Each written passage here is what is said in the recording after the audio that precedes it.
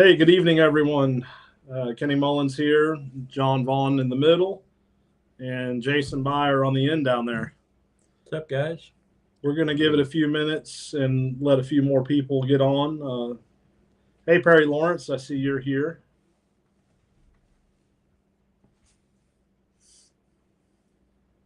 So give it a couple more minutes.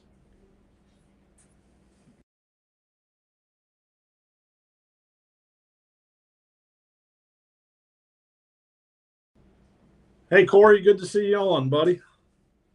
Corey Grinder's on, guys. What's up, Corey? How you doing?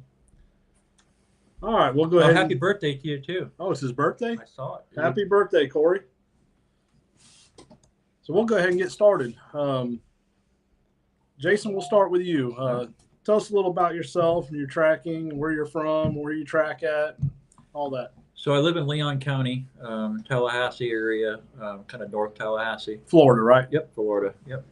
And we track within about an hour and a half of Tallahassee on the average, a lot in South Georgia, a lot in our area.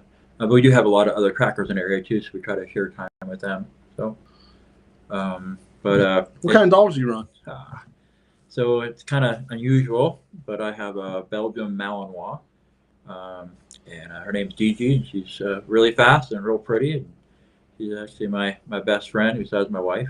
And then I have a Teckle that is almost a year. Should be a year and less than a month. So, yeah. And she's doing really good. She is her since her bigger sister is that Malinois. They play together all the time. They roughhouse together, and she tried to keep up with her in the woods. That Teckle was probably on a close to 100 tracks this year. Nice. Yeah. She's really turned it on last month or so? Last 6 weeks. Last 6 weeks. She just decided this is what she's going to do, and you better hold on because she's going to pull you. That little dog is only 17 pounds, but she thinks this is her only thing to do. So, how many mock tracks on average do you run a week? I would say probably an average of 3, probably. 3? Yep. Unless I'm trying to help somebody with some testing or something like that, then we might do some more. But yeah, we try to do 3. So. All right, John. Tell us about yourself. Tell the people out there who may not know you. Hi, I'm John Vaughn, Perry, Florida. So, how long have you been tracking? I've been tracking now for Speak up. 4 years, 4.5 years. 4.5 years. What kind of dogs you run? I run Ladner curs. What kind of dogs do you handle all the time? My personal dogs? No, just what breeds of dogs do you have experience with? I have experience with all breeds of dogs. John, how many dogs do you train a month? On average, most of the time in a month, anywhere from 6, 7, sometimes 8, sometimes 9. And you work with the same dog almost every day? Every day. Every day. Wow. Well, so I got to watch John a couple weeks ago in Stockton, Georgia, and he was working a client's dog for some testing. And to tell you something, John Vaughn is he's a phenomenal handler. He can read that dog quicker than most people I've ever seen. So he's pretty dang good. So. Had a pretty good teacher though, haven't you? Yes, you're right. It's funny, Kenny. I ain't gonna hold nothing back. Yeah. I mess up at times, and I have to get Kenny after I get frustrated to help me out. So I got a dog out there now that Kenny had to help me with. So we were working with John was working this dog. We did 2 separate tests with him. Right, Kyle Park's dog. Yeah, and the blue tick. Yeah, so his first, the starter one, you had to run the whole way. I don't think she had a callback, did she? No, I don't think she had. No, she didn't have a callback. And then the next day we did a season test, and that dog was smoking it. And I could tell John was trying to watch the dog, and so he took his back right foot and made a line. Kerry Patterson was there too, and made a line in the dirt. And I'll tell you what, that saved him, I think, from not, otherwise he probably wouldn't have passed because he got back to that mark and got back to the track. He was only 45 yards from the deer, but that dog was chasing a live deer. Wasn't a big old buck. Yeah. And that day he had buckeyed us after that. There was a lot of deer there. There's a lot of deer. Yeah, there. I had to really get her off from that. And, when I marked that line in the road, I knowed that the dog wasn't still on the track, and I wasn't for sure the direction it went, but I knowed at that point that it had stopped at that point. So Carrie and I were behind you. Right. And so at that point was perfectly, it was right when the dog changed. Right. And so when you made that mark, it was the end of the track. Right. And the track veered off to the left into the thicket. And you spotted it from that dog and you marked it. And it took a while to get back to it. But once you got back to it, boom. Yeah. Well, you know, us that use technology, we hit that waypoint button on that handheld. This is I was messing with you, I John. do that too, but watching John do that, it was because sometimes it's 15 yards off, 15 feet off. Yeah. You know, in training dogs, I've had clients to come here and they watch me and they say, "Well, you know when to call the dog back." Yeah, I know when to call the dog back, but I also, and a lot of people don't realize, when I lay a track, like today, I laid tracks today, I left everything in my truck because it was raining. I mean, my cell phone, I left everything in my truck. And I went out there and laid the tracks. And it's not that I'm calling it back because I know it didn't go that way. I give the dog an opportunity to go over there, and I watch the dog's reactions, and then I'll leave it and come back and find deer. And you learn a lot. Oh, yeah. You learn a lot. Yeah. You really focus on the dog. And that's one thing I always tell John.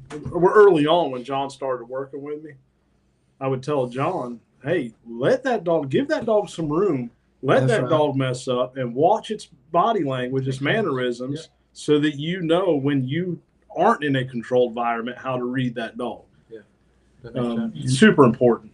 Yeah. Yes, sir, it is. It's really important. And there's several different things, and you know the dog's off, and you just want to watch the dog work and see if the dog's going to come back, what the dog's reaction is going to be.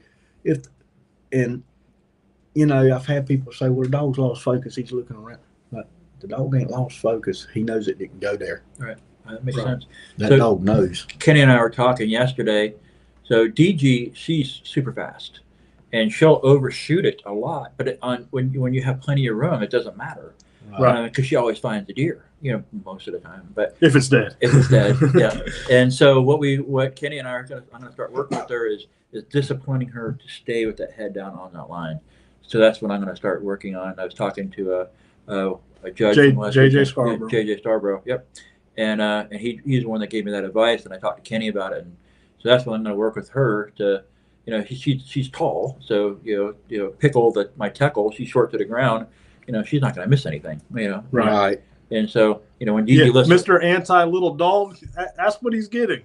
Yeah.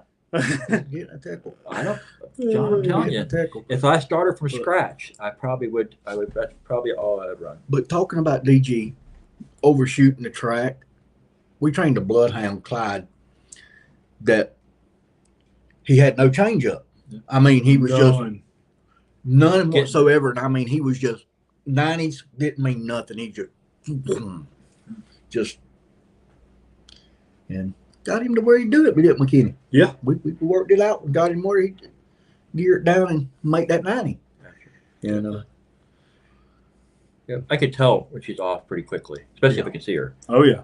If I can't see her, then it makes it a little more difficult. But then I'm looking at my handheld, and then I can tell. So, Jason, how many tracks a year do you average? So this year I went on 123 tracks. 123. So, 100. That's me personally that I went on. Gotcha. Yeah. And I know John because John and I track the majority of our tracks. We track together. That's right. Yeah. This year was pretty slow for us. I say slow, that's a relative term. I honestly didn't even keep track. I don't even think you kept track, did you? Well, the hurricane killed. The hurricane came right through your neighborhood. Yeah, right through your hunting property. It hurt. How many acres got destroyed? Oh, 100,000 at least, probably. More than that. Yeah, way more than that. I mean, that's your backyard. Right, literally. I mean, you see, my chicken coop is 100 feet from over my fence. This entire county's just. Yeah, and all the way to Madison, it destroyed it pretty well. So yeah, that's probably a lot of reasons, But I mean, you give me calls. You spread the love pretty well. Like I tracked with you half a dozen times this year. I tracked with John twice this year. Yeah. Yeah. Like I said, I don't know our numbers this year. You know, typically John and I goes on 200, 250 a year. Yeah. Easy. This year, we may went on 150, 150. Probably about 150. I'd say somewhere probably around about 160, 160. Yeah, that's probably about right. Somewhere 167 deer by, what was it, the second week of December?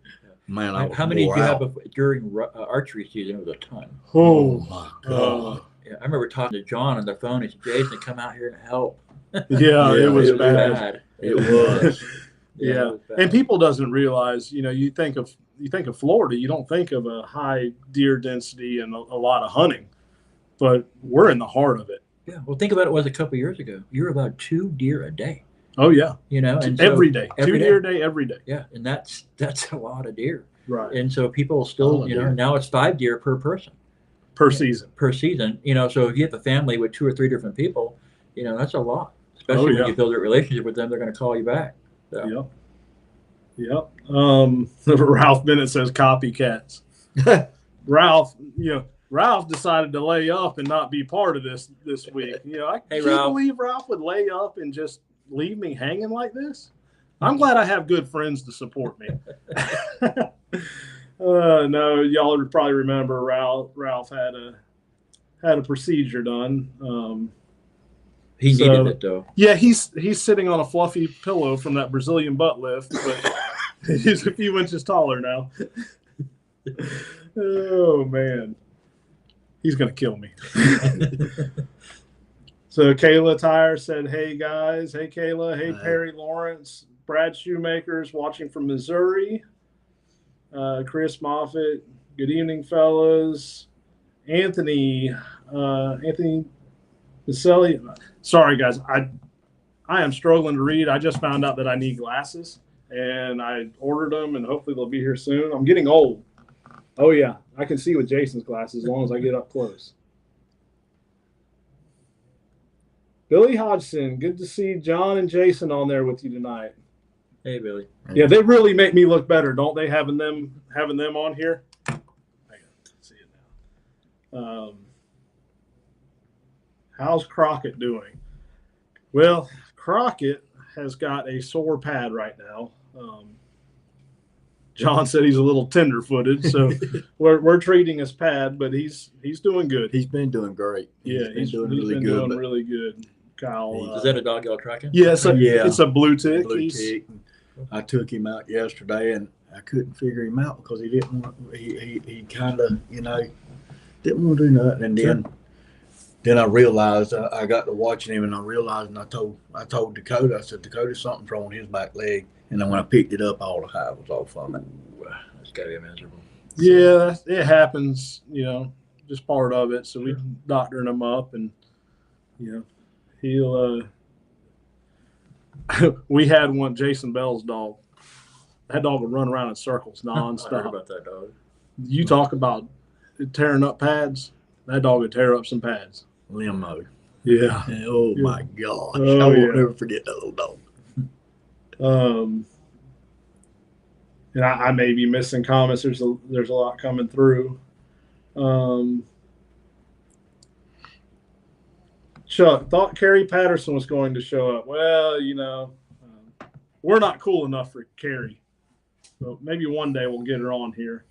Mike Leonard, where y'all at in Florida? Got family in Polk County. I'm in Indiana. The three of us, we're all in North Florida. Around Tallahassee area, surrounding areas. Carrie Patterson said it'd have been like a 4-hour drive. And come on, Carrie. I mean, he's got a camper out there. Yeah, Carrie. I drove 4 hours to grace you with my presence. Yeah, I remember. Yeah, come on now. Wayne Reese. Hey, Wayne, I've got to call you my wife.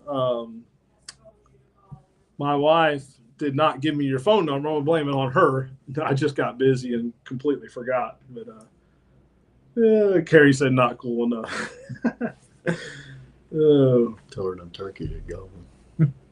Well, I wasn't even asked, so who's not cool enough for who now? You always have an open invite, Carrie. You don't have to be asked. Doesn't our turkey season come in quicker here than there? Oh, it opens up this weekend. Yeah. This weekend. What about Oh there? yeah, turkey They season. gobbling And too, you know, buddy. hanging out with Oh, I Carrie, know. all she do is They talk gobble. about turkeys. Yeah, turkeys. we talked about. I do a weekly radio show with a couple of fellow captains and outfitters, and we got to talk. We got to talking turkey. So every year, and I know this is a tracking thing, but we're all hunters too. Well, I track turkeys. That's right. We track turkeys. I track turkeys. Something interesting that I read up on. So how people always complain that they open turkey season too late. They're already gobbling, already strutting. Did you know why?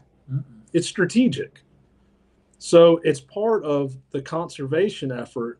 They allow them time to breed. So they try to manage the season so that you get some of that, but they also have time to breed beforehand. That makes sense. Yeah. So I never knew that. I always wondered the same thing, and I don't get to turkey hunt as much as I used to. John will tell you I used to turkey hunt a lot, but I love it. I stay busy. John goes out there and does some turkey listening. I'd go out there and do some turkey killing. No, but you brought up a good point. And Jason, I don't know if you've done it yet. Have you ever tracked a turkey, Jason? Nope. I know Lindsay Kiefer does it all the time. Yeah, John and I, we tracked a pile of turkeys. I love it. Yeah. It's and John, I think the first time I came out there and tracked the turkey, you said, well, that bird had flew up. I said, okay, did you see about where it went back down? And he said, no, it went over that direction. So we just went over there and, just basically blind search, grid search with the dog and picked up the trail. Wow. And it went, what was it, 600-700 yards? Something like that. They don't. But a lot of people doesn't realize these dogs will track turkey. I remember talking about it with the keepers, and they said that's what they do pretty regularly. I'm like, man, I never thought about that, but yeah. Yeah. Yep. So how do you train an experienced dog that doesn't want to do practice tracks? I know you've faced that. Have you faced that yet, Jason? No. So you hear all the time, and I know you hear it about when people talk about testing and certification, they say, oh, my dog won't take a mock track. John, how many times have you heard my dog won't take a mock track? A bunch. How many times we had dogs come in and people said, my dog won't take a mock track? A bunch. And so Brad asked me this conversation. I guess it was earlier this week. He asked me this question. Sorry. That was a wake-up call. And I explained to him on the phone that the reason the dog won't take a mock track is because the people aren't working them on mock tracks. That's right. And he says, really? I said, yeah. The dog will do what you train it to do. What the dog will do what you want it to do, what you ask it to do, but you have to remain consistent and do it. Gotcha. I make it fun. Yeah, you got to. I make it fun and challenging and rewarding, and so I mean they're they of course they'd rather track a real deer, but those mock tracks are I do it for fun, and especially my wife works a lot at night, and so it gives me something to do in off season. Yeah, and so before I was really trained the way that we do now, I mean, have been for years. I had a dog that I said the same thing. Oh, my dog shut down.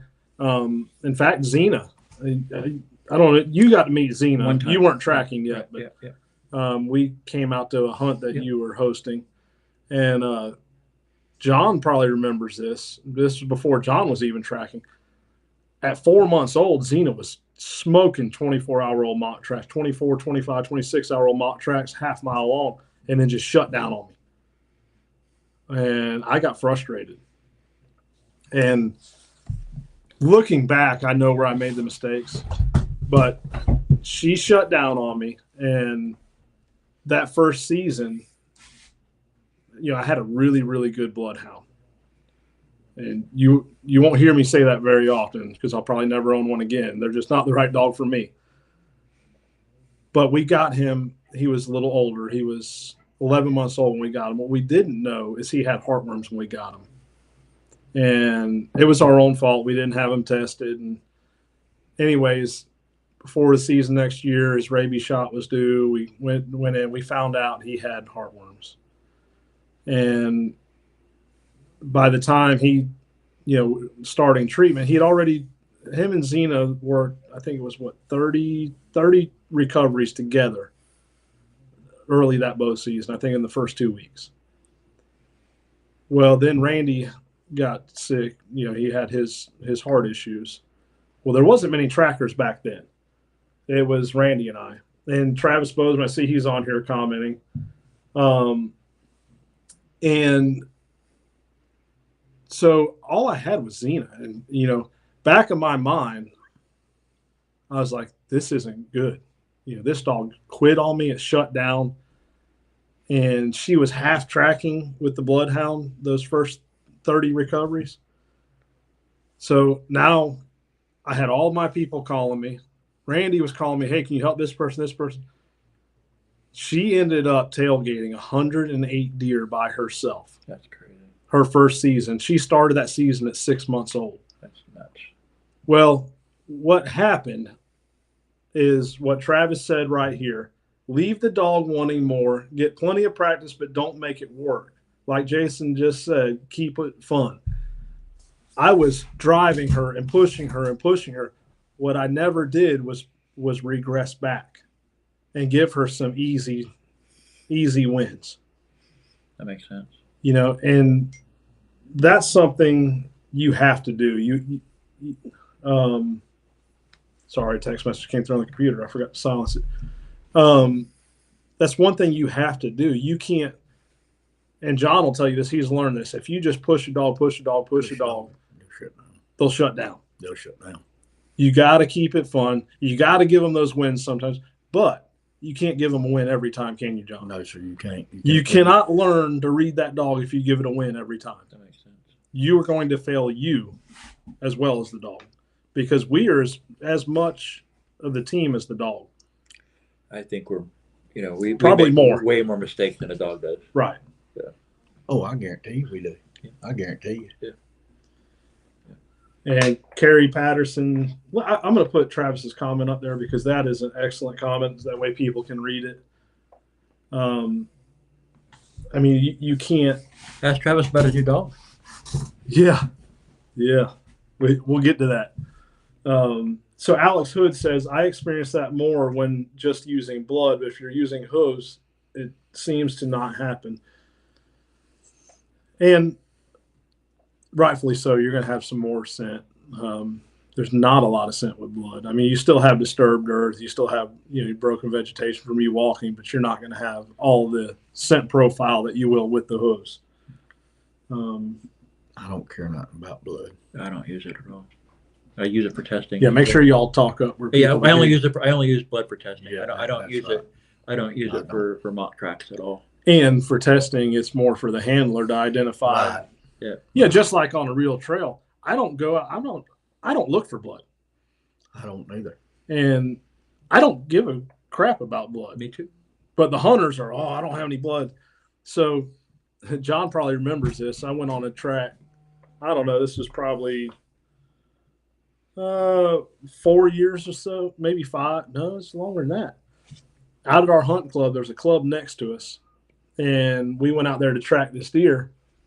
And the two guys, first off, they were upset because we have a lot of bears out there. And they were terrified of bears. I don't like bears. Terrified of bears. And I told them they have to leave their gun in the truck. And they were adamant they wouldn't. Well, I finally gave in. I said, look, stay up with me. Now I don't give in anymore, and this is one of the incidents why. The whole time they're doubting my dog, and it was Xena, and anyone that worked with Xena will tell you she was top notch. I heard that. I've heard that about her. And I'm not saying it just because she was my dog. She was a great dog. And we're trailing, and this guy keeps on. You sure we're on the right trail? Blah, blah. Just like Kerry Patterson does on Test Live.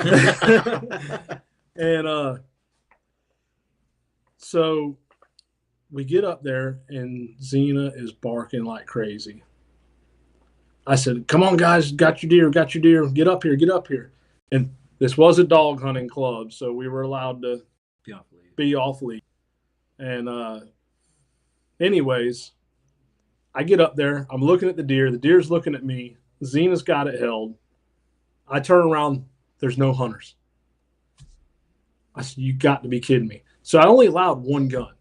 I wouldn't even take my gun because I only wanted one gun for safety reasons. Makes sense. But those guys doubted me, doubted my dog, and left. And here I am with this live deer. And it was way too alive for me to stop.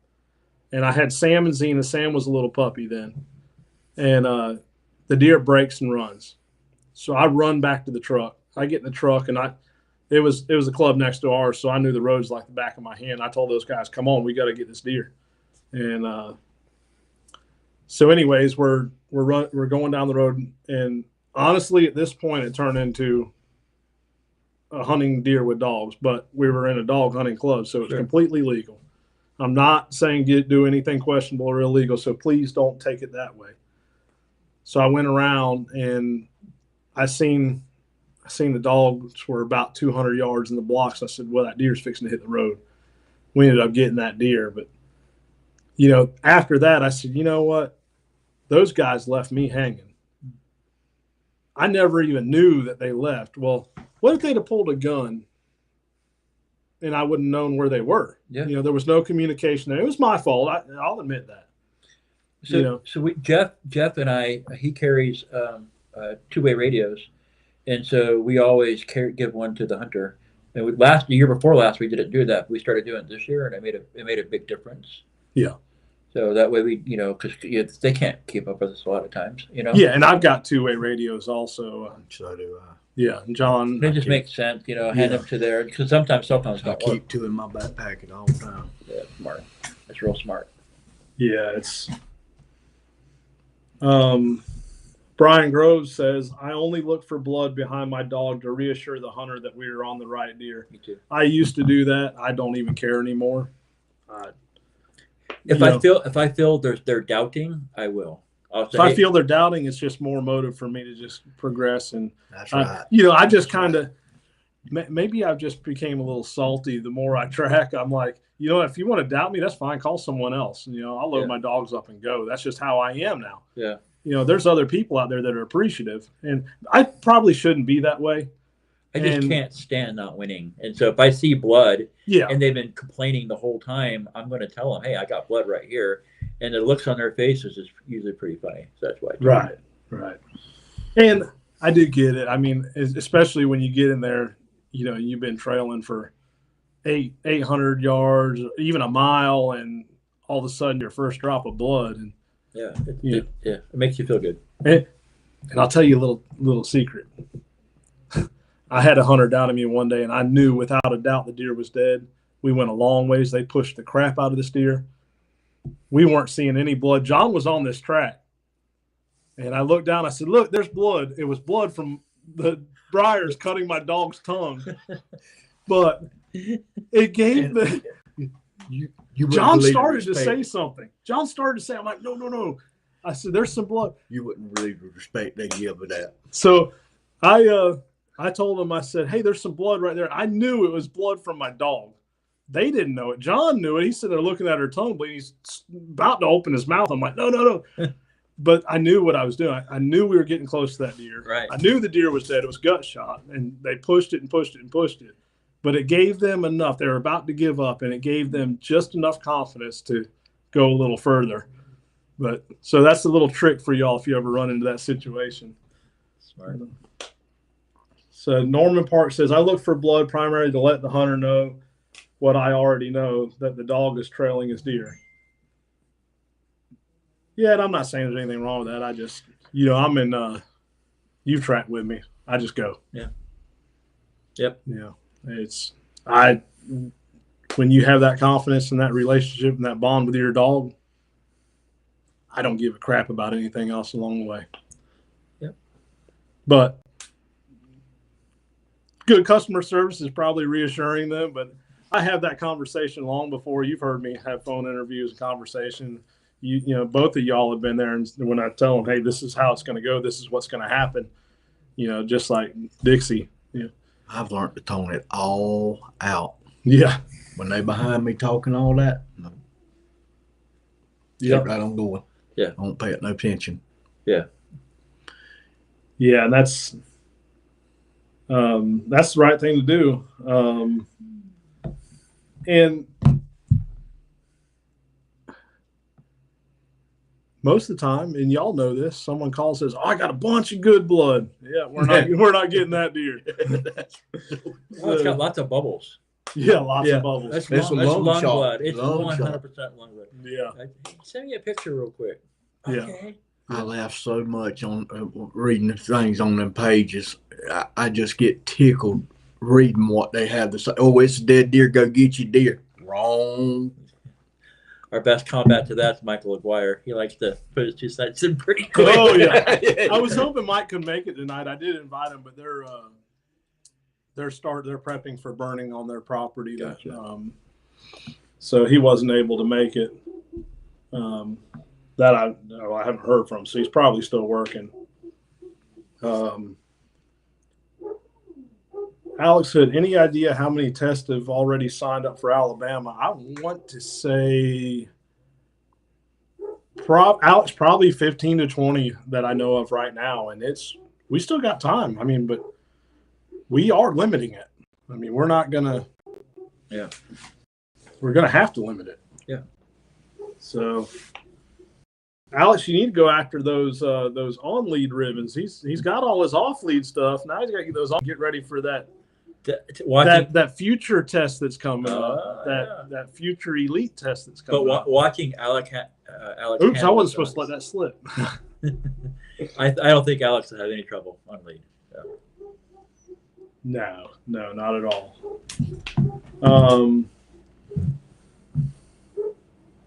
Let's see. I must have missed something here.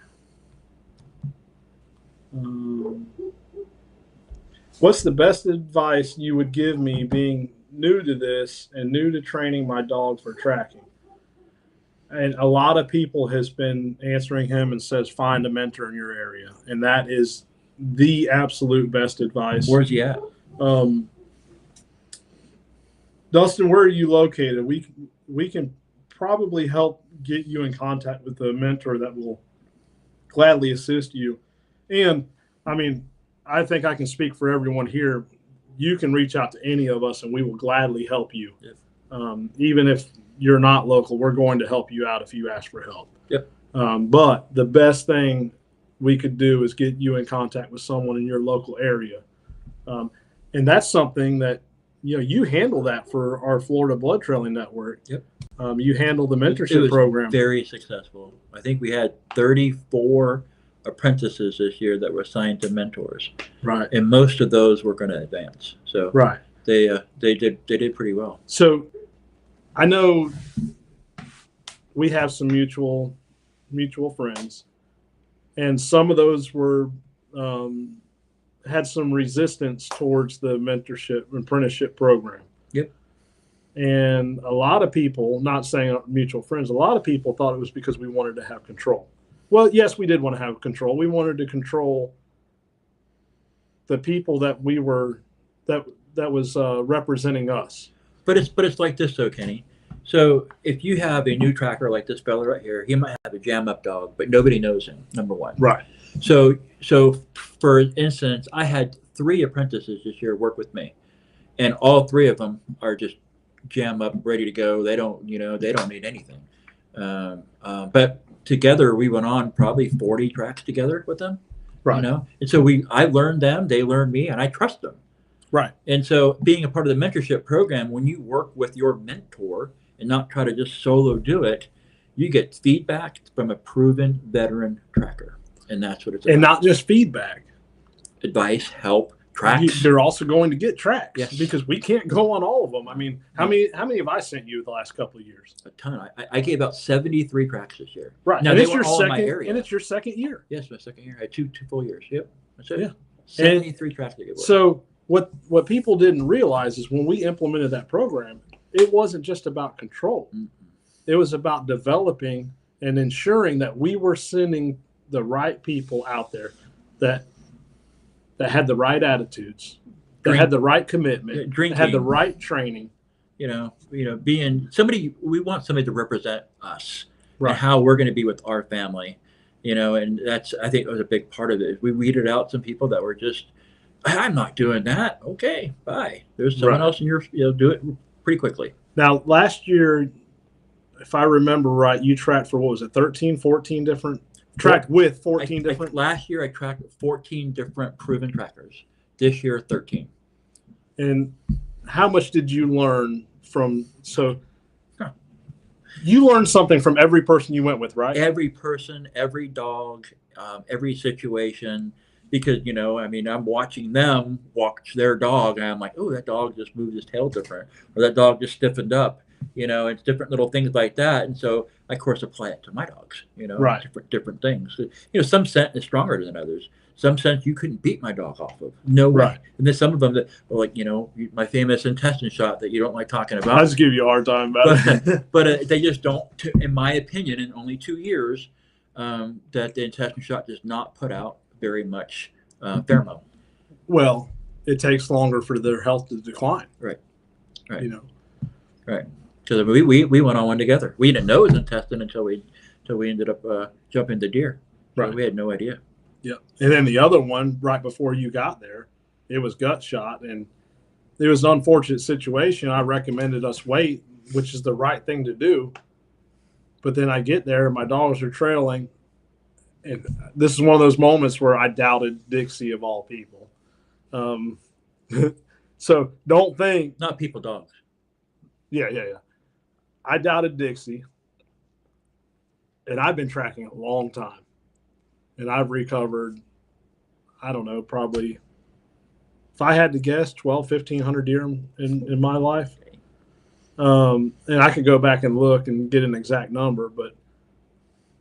And John will tell you, how many times has Dixie been wrong that you've seen? And I doubted her. So what do? I see hogs, and I'm like, oh, crap. I'm fixing to have a Jason Beyer moment. No. No. So I see the hogs. I knew that was coming. I prepared myself for and that. in my mind, I started down like, oh, crap, my dog is trashing. And there were some buzzards over to the right. So me, I got the better nose, of course. So I'm going to pull my dogs off of the trail and go to the buzzards and try to push them over there. They keep wanting to go back, and I'm getting frustrated. I'm like, why the heck does she keep wanting to go to those hogs? So the hunters walk over there. She was wanting to go to the hogs because the hogs were eating the deer. That's the one over there in right across the road from where I called you to come back me up. Yep. And there's another example of that apprenticeship mentorship program. It was your second year tracking. I've been doing this how long, and who did I call for help? Yeah, me. It was fun. Yeah, it was fun. Yeah. So brother and sister, that's where they were. Yes. Yep. Brother and sister. So, and we've built a good friendship, thanks to that mentorship program, the apprenticeship program. Yep. I still remember John's very first track he went on with me. But yeah, it's good times. Well, I've come a long way since then. A long way. Yeah. Still got a long ways to go. So, but it makes it fun, Oh yeah. Going with other. I mean, sometimes it's nice to go by yourself. You can just kind of chill out, watch your dogs, and no problem. But a lot of times it's nice to have someone. You and I talked about that. Have someone with you to make sure everything's good, or safe, and just to talk and have a good time. Yeah. Sometimes it's good to have, and John will tell you this. We do it all the time. Sometimes it's good to have someone to distract that hunter so that dog can work. That's my job. Absolutely. Yep. I do that a lot. Yeah, because Jeff can't handle it. Can you, Jeff? He'll just start scooting, and I'll just kind of hang back a little bit, just because Kenny takes the lead, and I hang back with the hunter. I do the same thing because I know my dog. I'm not worried about my dog. So I mean, I don't like to talk. John likes to talk. I'll get them off of them. But that works. So Corey Griner says, last one of the season, 1,000 yards, no blood. The hunter doubted my dog the whole time. We came to a cypress pond. I told the hunter, your deer is in the pond. Jumped him on the bank, and he went for his last swim, ended up being shot in one leg at the tarsal gland. Coyotes pushed him 1,000 yards overnight and pulled hair off the deer's hams. When the hunter seen the hair, he was reassured we were on the deer. Corey actually called me about that one. Yeah, I remember he posted that too, Corey, I think. Yeah. So something else we need to touch on, and this is something we need to educate these hunters about. If you don't wait the proper times, especially us as trackers too, you go in there and you push that deer. Yeah, I've done it. Well, guess what you just did? Yeah, made a long trek. Not only did you make a long trek, but even if you back out and you come back and you wait the proper times, you just allowed for more scent trail to be laid down for predators to find. That's right. That's right. That's right. You know, wait times are crucial. Yep, I agree. And John will tell you, you know, it's exciting getting in there on a bay or a catch. And John was all about it that first year. Oh, I'm going to go right now. I ain't going to wait. What do you do now? I wait. Makes life and how much has it improved your recovery rate? A bunch. A pile. Right. The deer shot fatal is going to die. Yep. Let it die. So.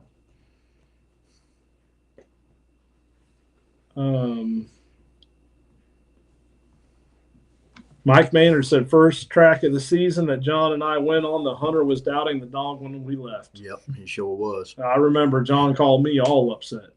Yeah, he actually wanted me to send him the coordinates so he could call in. I get that. Else. Chuck Darby, can we do multiple tests in one day? Yes, we do it all the time. Yep. So Dustin is in Iowa. Dustin, shoot me a message you can shoot the association a message if you want. And we will get you in touch with someone. We have a couple people in Iowa that could help you out. Yeah. How do I sign up for a season test, the Mississippi event in May? Brian, get with Chuck or Brandy Darby. Chuck is on here. He's commenting, so just shoot him a message, and he will get you squared away. Yeah, or you can get with Stacy Frost, and Stacy can get with Chuck and Brandy. Or you can go on the website even.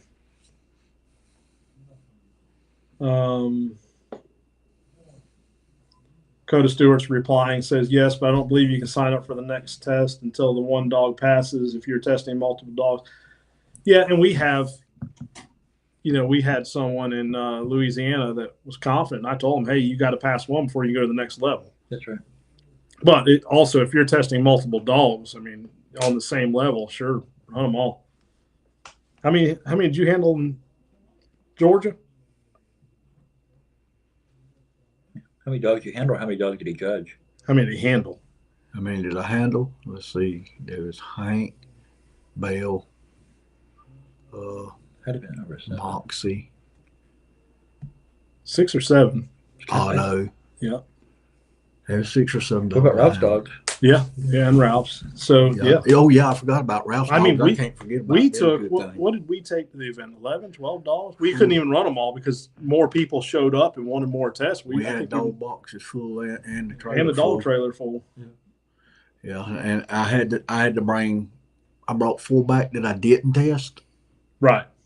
Yeah, 4 back that we didn't test.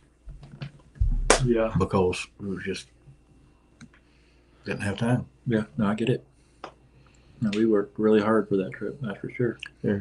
So Jason, I don't know if he sent an email, but Walker Knight said, I know it's early, but any tips for getting involved with the Florida Blood Trailing Association?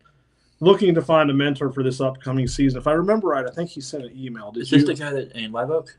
It might be. I can't remember. Yeah, I think he's the one from Live Oak, and I think we're going to put him. If it's the same one, we're going to. So Walker, we got you. Jason's got you squared away. We will get you. Jason will make it a priority when he gets home. Maybe tomorrow, make it a priority to get with you on that. But he already has you assigned to someone, and we will get that moving forward. No, it's Wayne Reese. I don't have anything from him. Okay, so you don't have anything. So Walker, What's the email again, Jason? It is. I'm trying. I should know it. I created it. I got it right here. fbtntracking@gmail.com. So shoot Jason an email at fbtntracking@gmail.com, and he will get you squared away.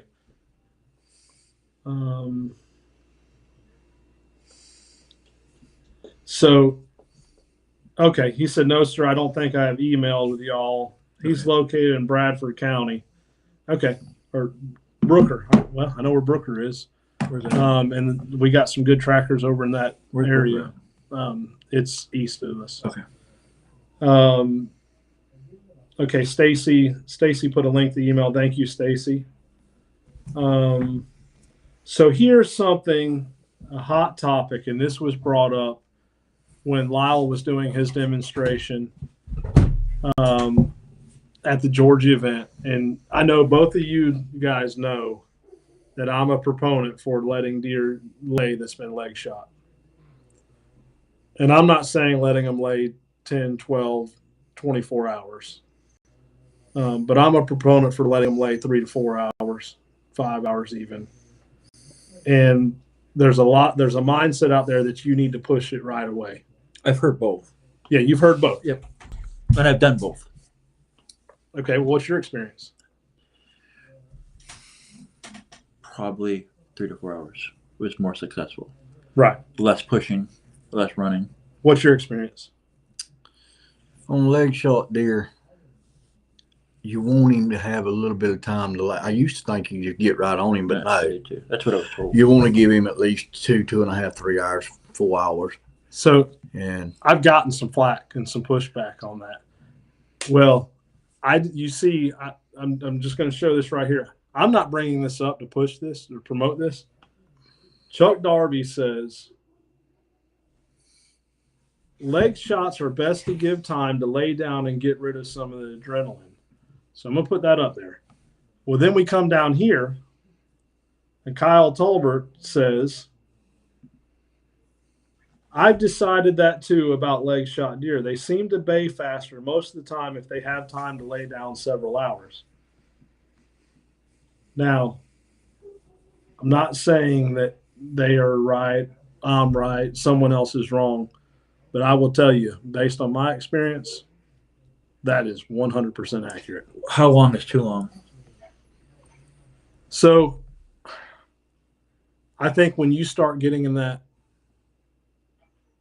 10 hour, 8, 10, 12 hour, probably 8 is pushing it. I think that's pushing it because they start feeling better, and especially in the peak of the rut. Yeah.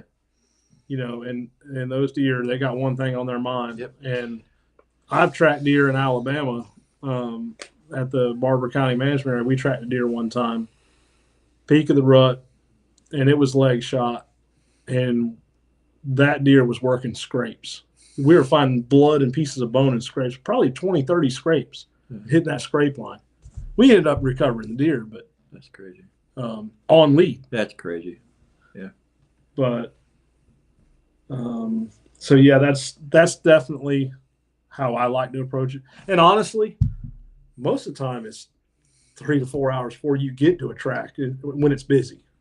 Yeah. But there are times, and John will tell you, we got a guy right here, literally right across the road from the highway by my house that we track for 4, 5, 6 times a year. 4, 5 times I mean, he calls, I could be there like right now. There's people right over here. I literally tracked a deer 300 yards from my front door. There's a hunt club right there, and I track a bunch for them. So, but still, and it's hard to get them to wait because they know where I'm at. Man, they want you right there. I mean, and they'll pull up to my gate right here and see my truck and see I'm at home. And like, well, why are we waiting? My question I had a bunch this year is, who's in front of me? Yeah. Who's in front of me? Jeremy Kiefer. Hey, Jeremy, I haven't been able to track with Jeremy in a while. And, our lives kind of went different directions and we got busy. It was sure nice to sit down and talk to Jeremy this weekend. So I tracked with Jeremy a lot last year, and I tracked it Lindsay a couple times. They're completely different. Oh yeah. Jeremy is just as chill as could be, and just you're just enjoying the scenery as you're tracking. Jeremy, I'm sorry I didn't track you this year. I'll repent, and next year we'll have tons of fun. So. Yeah. So Jeremy said, I agree with that, Kenny. I like to let them get a little stove up, and so Randy Vick kind of had a little. He's the one that brought up a little rebuttal on the waiting when Lyle was giving that demonstration, but we both kind of had the same thoughts. It was just when I was saying waiting, I wasn't saying how long. Gotcha. Well, he wasn't saying how long right away, so we were actually right there in the same time frame. Yeah. But it was just a communication thing, and same thing with Lyle. Lyle's like, "Well, I want to get on him right away." I was like, "Well, I like to wait." And then once we started having that conversation and realizing, well, my like to wait is 3-4 hours. Lyle's like, "Well, it takes me that long to get to a track anyway." So yeah, we're right there. So just goes to show how if we didn't keep conversing and dive into that, oh, you're wrong, I'm right. How easy that can happen. I found that leg shots the following morning are not fun. So no. And some deers are just sissies. Some some are just. I literally got one this year right down the road, right down there in Brushy Hammock. Oh boy! I went on one, and this deer done. Shouldn't have never got. I mean, all it done was cut the meat with an arrow. It's just done. And I'm done. He didn't go 30 yards and made up. Here's the good one. Well, we got a string. This is a hot topic right here. Okay. Oh no, the camera went out. Probably because Brandy's got it so hot in this house. That's my story. I'm sticking to it. So I'm going to get this fixed. We're going to switch cameras right here. Go ahead and turn that one off for now, Brandy. And if you will, go grab my other tripod. Oh, I didn't want the iPhone. All right, so do it like this. Sorry, guys. I know this is not a nice situation, but hey, it gets us going. I think there's a better view of me, at least. Yeah. So Adam says, I agree unless it's during the rut. I've seen them go back to chasing doe on 3 legs. That's true, but they're going, if that's the case, they're still going to go back and chase deer no matter whether you get on them right away or you wait. That's been my experience. Jacob Thomas says, I started two leg shot tracks too early this year and came back the next morning and recovered both. Yeah, I remember Jacob telling me that. Yeah, so Mike, let's see. We set it up right there, and we'll have to get a charger to put this on. He says, I think it depends where he is leg shot. My experience is the higher it's hit, it bleeds better pushed, and lower is better to lay up. I don't know that I agree with that. I'm not concerned about making it bleed. I think if you're maybe it's tactics. I go by the broken part, if it's broke or not. Right. I mean, but to me, that blood doesn't. I mean, yeah, they lose blood, they get weak, but you got to lose a lot of blood. People doesn't realize and how I generally much don't blood. see that from a leg shot. No. And, especially in muddy areas. And probably about right there, and just you need to go back with it, like back behind. Move that other camera. So back in the old days, I say the old days, it ain't been that long ago, but I think that mindset comes from being on lead and pushing the deer and seeing the blood and trying to keep it bleeding. Some of our states, we track off lead, Georgia off lead, and when you start talking about that, it's a different ball game. Yeah. Even then, I think waiting, even if you're on lead and the deer lays up, you're going to have an opportunity to get closer to it faster.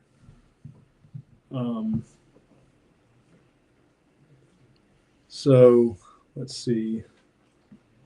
Mike Maynard, good feedback. I've always heard to put the Nikes on and let them run. That's what we did when I was tracking with Jason. No comment there. I'm not going to touch that one. With little dogs, waiting and strategies are a must. Scott Lopez, good to see Scott on here, and I generally get in them based on time and how many tracks I have. I have left plenty overnight that ran just as far as deer we tracked within a couple hours. I agree with that. A lot of it does depend on where they're hit. I just think, and John will tell you, it just seems like when we get on them right now, you better have your Nikes on. Yeah. You better have your Nikes on. You better be ready. So Scott says his main concern is coyotes, finding them and jumping them first. I'd rather be the one to jump and run than the coyotes. I can see that point. I don't know that we really have as big a concern in our location of that. We do have coyotes. Yeah. But I can probably count on both hands how many have been devoured by coyotes before I got there. I had 7 this year. I had one that were devoured. Yeah, but you're also in a little different area. Yeah, we're a little north, higher. And probably most of those were on plantation land or plantation type of properties. Yes. Makes a difference. Yeah, that makes sense. So I can see it, just where we're at. I mean, we do have some that get 8, but not like you do on plantation land. Yeah. I literally, what was it? The second year The second year I tracked Kenny when I was using Sam. Right. And I was up yonder in the Osceola. I literally watched this 8-point jump up and the dogs running it. Left there running the deer. And they went way in yonder towards Highway 90. Backwards. And they was like 700 and something yards on my GPS. Hang on. The dogs come back to me. There you go. With their tails between the legs. Coyotes eat Zoom deer up. Oh, that's crazy. I don't like them. We come across everything. They run the dogs off. Yeah. No, they won't run DG off. Bring everything to light and all. Sorry, guys. She's trying to get this camera working. That was with Sam and Corona. Yeah, the DG, the coyotes will not stick around with DG. So, not that the camera really matters, but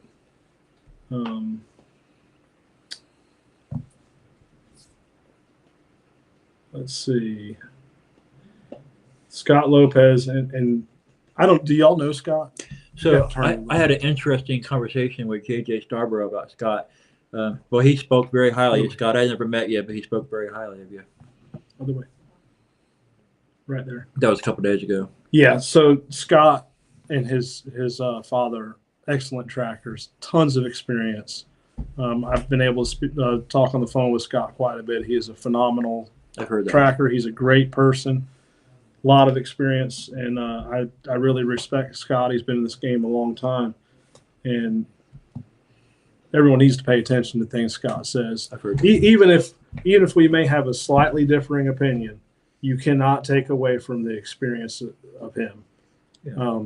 And most of the time, we're right there. We're on the same mindset. Yeah, I think he had a dog last year that hit over 900 crackers, something like that. Was it? That was his father. It wasn't in 1 year, but it's lifetime. Right. If I remember right, it was. And he'll probably correct us. But he says, keeping them bleeding, this is Scott saying this, keeping them bleeding helps only for ease of tracking. Generally, you won't cleanable shot deer out. You are just trying to wear them down. Correct. And a lot of places, you just don't have the room. We're fortunate where we're at. We've got, that's what I'm saying. So I've been tracking all over this area, and now I don't have to go over your way as much. Yeah. We're very fortunate where we can go for miles. Yeah, lots of property.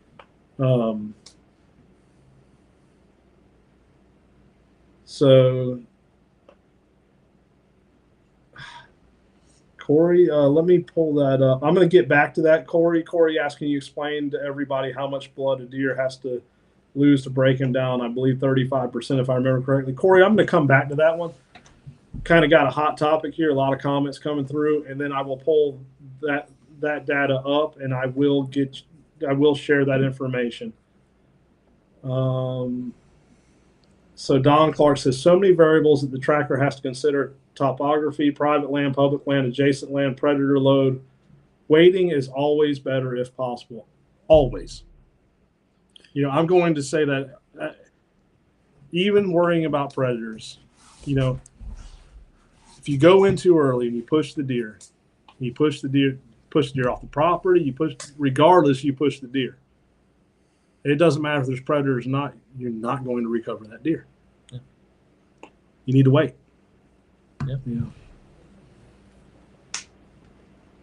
Yeah. Corey says, which I believe a 150-pound deer has to lose 45 ounces of blood. Yes, that is correct. 45 ounces of blood? Yes. So that's a lot of blood. That's a lot. People may not think, you know, the old big gulp cups. Yeah. You know, I'm probably telling my age. I don't even know if they still call them big gulps. 44 ounces. Yeah. They think that's not a lot of blood. You take that 44 ounces. Now, when we test, we use 2 ounces of blood. And that'll last for 500 yards, no problem. Right. Yep. Every 4 steps or so. Yeah. Drop here, drop there. Yeah. Yeah. 45 ounces is a lot of blood. That's a pile of blood. And that number goes up. It's based on the weight ratio of the deer, body size. You take 2 ounces of blood, it's right along there. You take 45 ounces. That 2 ounces right there look like a massacre. Could you imagine 45 ounces? Yeah. How many times do you see 45 ounces? It's about two and a third of those. Yeah, well, that's 20 ounces right there. Yeah. I mean, literally. Yeah. Hmm. Well, you take a 32-ounce Gatorade bottle full, and then some, and then a half of another one. They wouldn't call us in, would they? Right. That's right. They wouldn't call us. But they do. Oh, I got great blood. Lots of great blood, bright red. So I started a picture album of my great blood. Yeah. It's pretty funny. Yeah. So great blood. I don't like it. Now everyone's talking about coyotes, and I'll still stand firm on waiting is better. I don't care how good of a Beyer catch dog you have, waiting is better. Well, we've actually, Kenny, been on a track in an area, and another track be there, and go elsewhere instead of catching this other one. Go elsewhere because this one ain't have enough playtime. All the time. All the time. time. How many times are you in your own house at 8 o'clock? You get that phone call, and then you don't get there till midnight or 1 o'clock in the morning. Jeff and I do that all the time. Man, the best thing you can do when that first track comes in the morning, and it's going to ring about 7:30, maybe even be earlier. It's going to ring, and they're going to want you right there. The best thing you can do is go eat your breakfast, and do whatever you're going to do, drag around, load your dogs up, and then ease to them.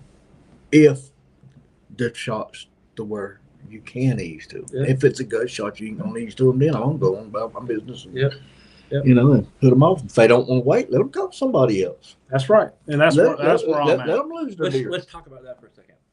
So if something that we're trying to do for the Florida Blood Tracking Network is to almost make it mandatory in the hunter interview, is to ask them specifically, not only did they talk to any of the trackers, but did they have any of the trackers commit to the track? You have to ask both questions. Right. Because they still may lie. You a story. They still may. But most of the time they will lie, because that happened to me twice this year. Them boys down there in Snipe Island will tell you a story.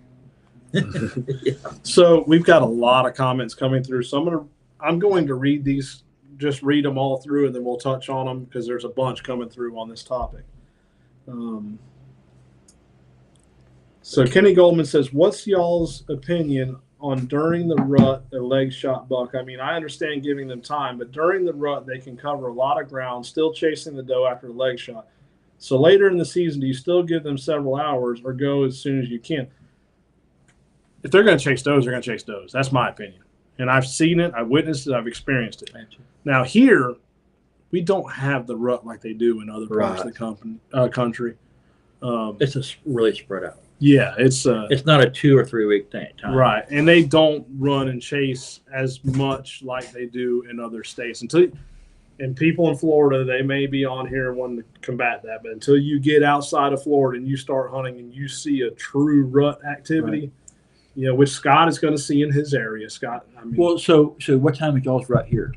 Around month of November. And then it comes back in December. So 45 miles away in Tallahassee, our rut is the end of December. Right. Then you go closer to the keepers, it's in January. So this is what I tell everyone, and I know I'm going to say relatively. No, yeah, you're right. But if you get on your state tracking groups, like ours, the Florida Blood Trail Network, Georgia Blood Trail Network, I'm going to use Florida, for example. The rut starts in South Florida, or down around where Trevor Foley is. Right. And the rut starts coming up. It makes a wave coming up. So it starts in end of July, early August. It starts down in South Florida. And it comes up in a wave. There's one little pocket that's like an oddball. Oh, there's Zone B. Yeah. But anyways, it makes wave. Well, pre-rut is pretty much bow season over there where Ralph Minnett's at. And the peaks starts hitting around the end of bow season, beginning of muzzleloader. Then it just sweeps across the north part of the state. And you'll see it. John will tell you, we'll start getting calls like Ralph will be just nailing it. I mean, hitting track after track after track. And then everything starts making its way over from Jacksonville to Sanderson to Lake City, then start getting into White Springs, Fort White, Live Oak, Mayo, Perry, and it just starts making that wave. And then it goes over towards Tallahassee, Crawfordville, Sop Choppy, and that wave goes all the way across the state. Yeah. Well, as it's making that wave, we also, like when Ralph is in the peak, you go 45 minutes south of here, and it's muzzleloader, kind of like Jacksonville, and it kind of funnels, and then it makes this wave and just sweeps across the state. It does the same thing in nearly every state. Yeah. And it's we can always tell when the rut is in that area by looking at all the dead carcasses on the side of the road. Oh yeah. That's like, oh, they're right here, huh? Yeah. So I personally, I haven't experienced rut making enough a difference. If they're going to chase does, they're going to chase does. It's the severity of the injury to me. Yeah. Kyle says, I run faster dogs and firmly believe that the extra pressure from faster dogs helps a lot to get a deer to bay faster as well. I agree, but there is a lot of areas and a lot of states that viewers here that cannot do that legally. Right. So that's why we touch on all aspects of it. Thoughts on public land versus private land. Do y'all see more recoveries from one than the other? Do you think the pressure of an area makes a difference on length of tracks? So on management areas, which is public property, I generally won't track in the daytime. I usually wait till after hours just to be courteous. But do you see a difference on success rates and length of tracks? No. It's about the same to me. Really? Now, I ain't seen no difference. I will say this: our management areas may not see some of the pressure as some closer to bigger cities like Green Swamp down in Central Florida, or even dog hunt areas. And actually, John and I, we track behind deer dogs a lot. We do too. And even in management areas, the deer dogs really don't pressure those wounded deer. What I called John on one, and John will tell you this. I said, John, this man called me, and he said he knows right where the deer's at. His deer dogs. He said, my deer dogs quit. They started running something else. He said, I got the GPS coordinates of where my deer's laying. Can y'all come help me? And I told John that, and he started laughing. He said, well, if he knows right where it is, why ain't he going in there and get it? Was it right where he said it was? Right where he said it was. Right where he said it was, 75 yards straight in, it was there. Why'd he call y'all? Get help dragging it out. That's all it was. Little John went in there and grabbed it, and all them hurricane blowed over the trees. Little John threw it up on his shoulders and to the road he went. Yeah. Ooh, this is a good question. Ernest, I'm going to come back to that one. That's a good question. We'll stay on this topic and then we'll.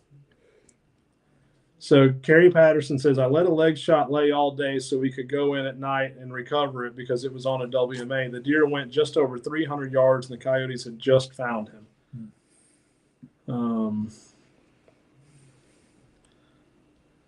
Adam Cluss says, during the rut, I like to run them ASAP. If they go back to chasing doe, it could be miles before the deer is jumped. If they're not after a doe, I usually jump a leg shot inside 500 yards. Yeah, I still treat them the same, but like I said, our rut's a little different here, so our tactics may be a little different. Remember that track you sent me on over there on 59 this year? Or was it you that give me that track? Which one of y'all give me that track? It was off 59. I don't know. I've sent you some off 59. Jason sent you some off 59. But the guy had shot the deer that morning, and it was a leg shot. And it was like 10, 11 o'clock at night before I made it to that deer. The deer was still alive. And he didn't go 175 yards on in there and laid up. Stopped, and he never took another step because. Yeah. Well, I don't remember. I can't remember. One of y'all give me that track. I can't remember which one of you two. So I want to go from Tallahassee. That's probably me then. I don't know. I know I sent you on. We both sent you.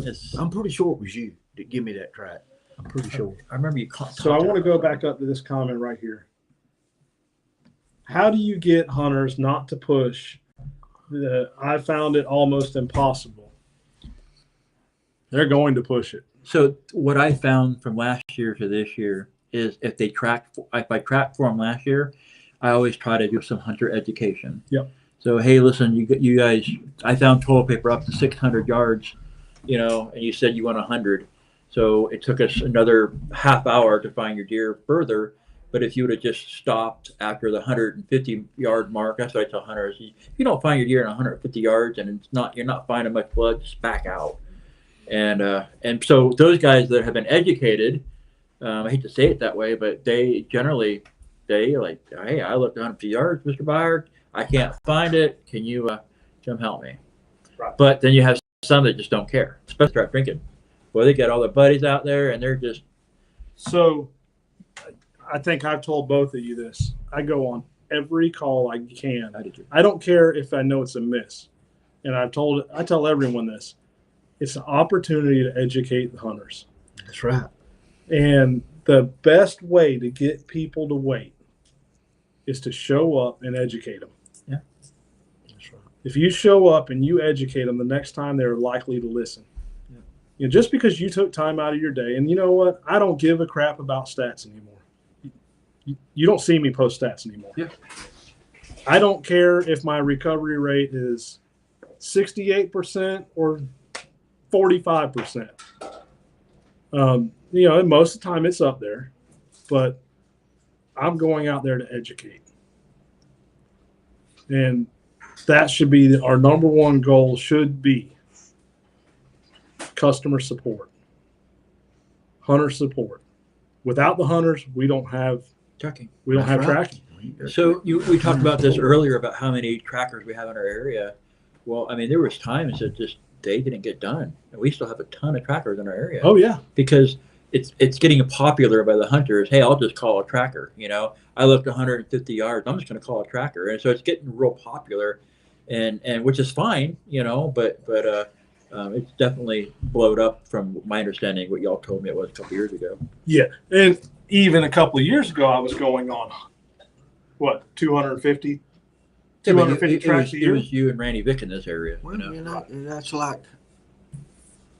that's like saying it ain't 10 minutes from my backyard. I'll be right there. Yeah. Might only be 10 minutes from your backyard, but still, that deer's got the lay. He's good. Right. So he's got the lay. That's the biggest thing, and I think, and this is going. I know this is generating a lot of comments. We're going to have to play catch up. This right here, what I'm about to say, is going to generate a lot.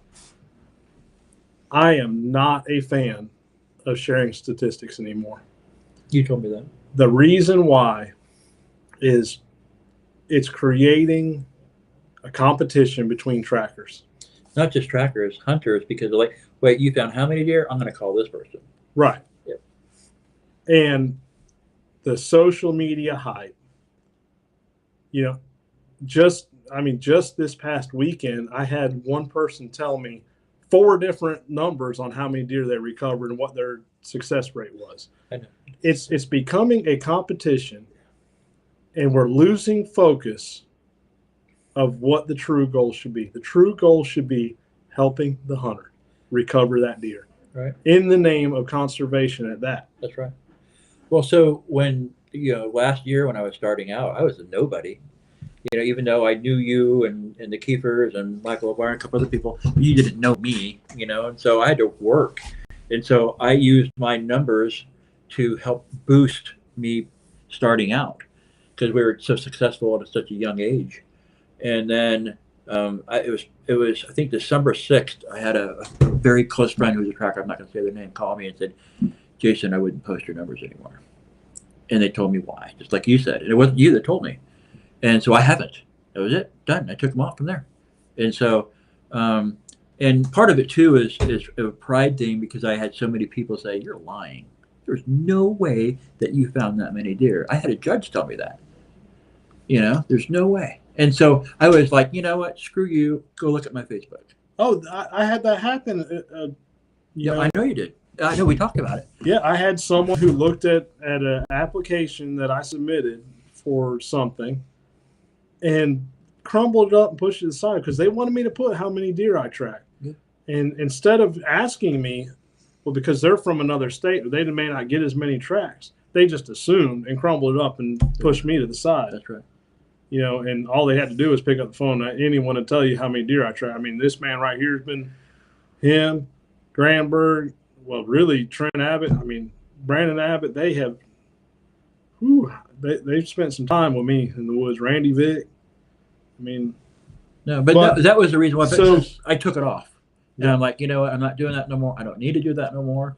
No, because it's just creating competition. So I came across a post last night on Facebook. A fellow tracker and mutual friend of ours was talking about the drama in the working dog community. I saw that. Yeah. Yeah. Where does that come from? Greed. Trying to make a name for yourself instead of doing it the right way.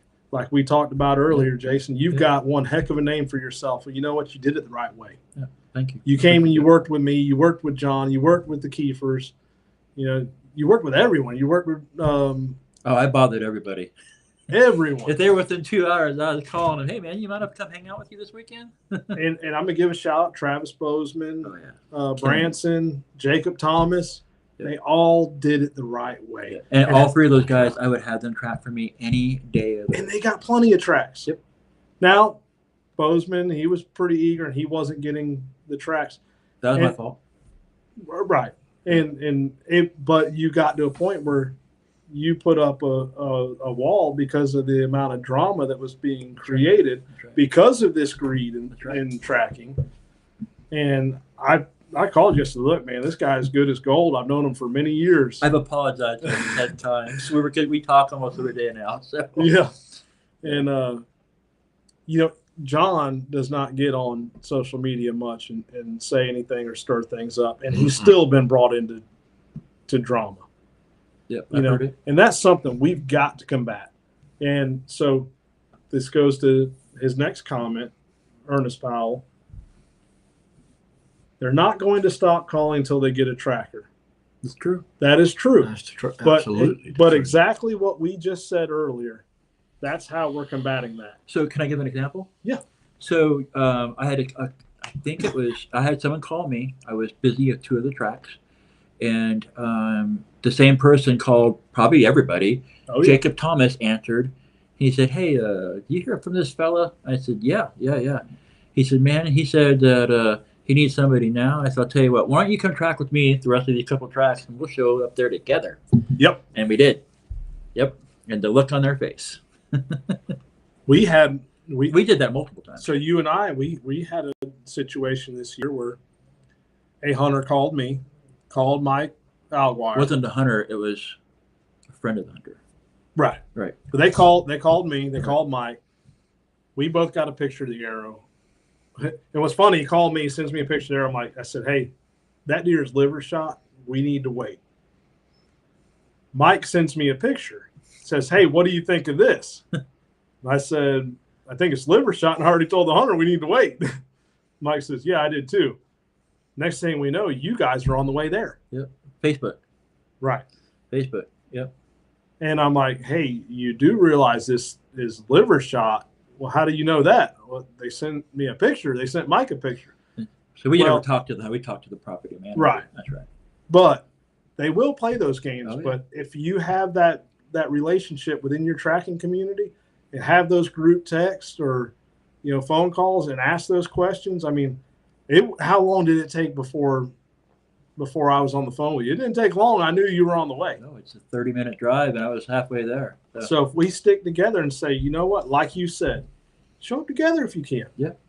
Call them out. Let them know, hey, man, this is wrong. This is why we are recommending wait times. And you know what? I'm to the point now, and John has heard me tell the hunters this on the phone. If you don't want to wait, call someone else. Yeah, we do. That works really well.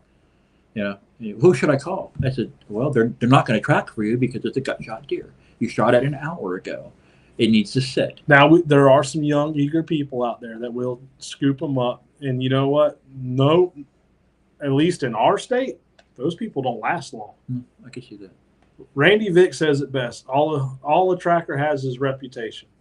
Well, it doesn't take long, because I tell you what, I can't tell you how many deer I went behind someone else that was gut shot and they went in too early, and I went in there and recovered it behind them. Yeah.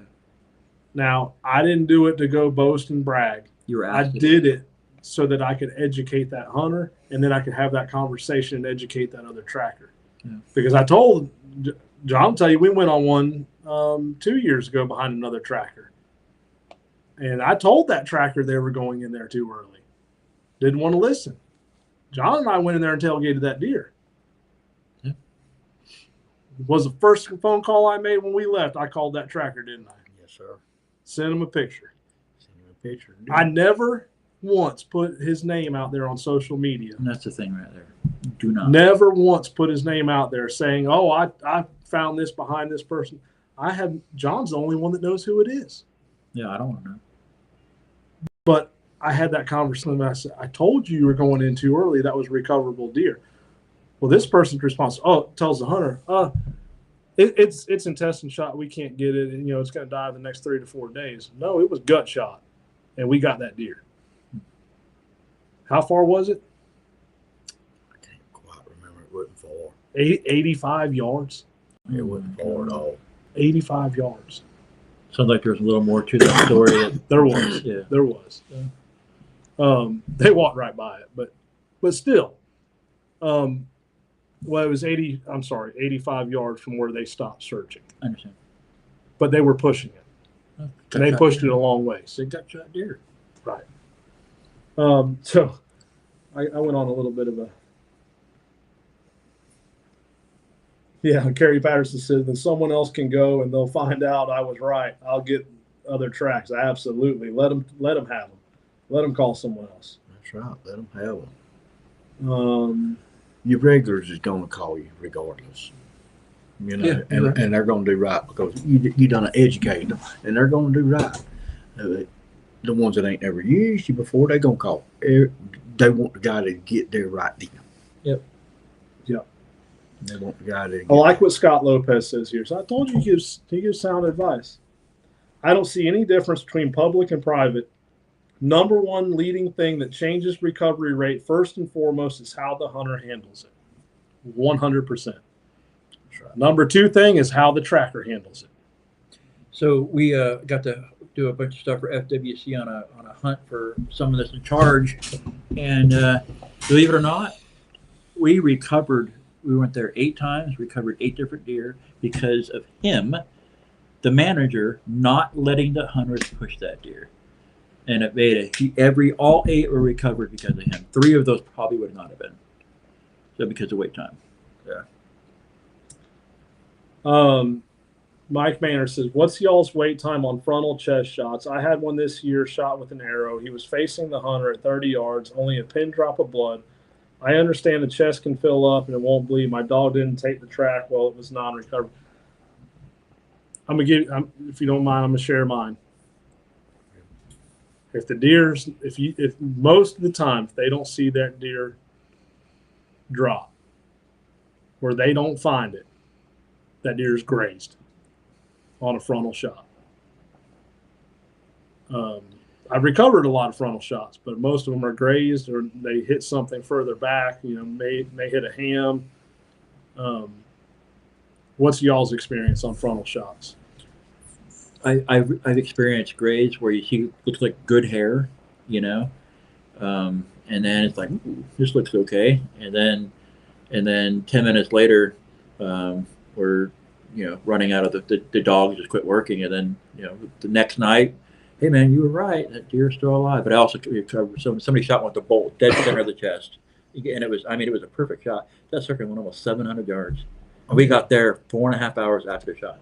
Well, your target is so small in the front. Absolutely. And a lot of time, 90% of the time, probably it goes. Yeah, the Kenny said. Right through there. Right through there. Yeah, especially with that. And we need to educate these hunters. We're educating trackers here, but we as trackers, we need to educate these hunters on this stuff because they don't know, a lot of them. So Kenny, our rule growing up for our kids, and it's something my dad taught me, is when we sighted our rifles, we had to shoot an orange 3 out of 3 times at 100 yards. Otherwise, we were not allowed to go hunting. Remember the guy in Tide Swamp, Kenny? And then archery, it was 20 yards. That was not this year past, but last year past that you sent me on down there in Tide Swamp. And this guy literally, because, Little John asked him, he said, well, where was you aiming at? And this guy literally said, I don't pick no specific spot. I see brown, I let it fly. Oh, here I am. I'm looking at my ladder go through the woods, and I said, whoa. He's brown. Huh. I think archery hunters are a little more ethical, in my opinion, than gun hunters, because usually they have to spend more time practicing. At least in the 2 years I've done it. But my experience, recovery rates are higher during archery season. I can see that. And give a shout out. You see the banner back here. Yeah. So Shane shared some analytics from his tracker app that you can go on Shane's Facebook, and it kind of coincides with that. And I think a lot of it is, like you said, your average bow hunter is more patient. They wait for the right shots, and they don't think because I have a 300 blackout or a 7 mag, I can just shoot it in the deer. Yeah. Yeah. Or go to Walmart, buy a brand new gun. They say it's bore sighted. I'm good enough. Yeah. John does that. I got that a dozen times. John got him a 6.5 track more this year and couldn't even get to pull the trigger to track anything. Got to hunt to shoot, right? Yeah. We got a lot of comments. What's that? I like it, Ralph. There's flat shoot gun. I like it.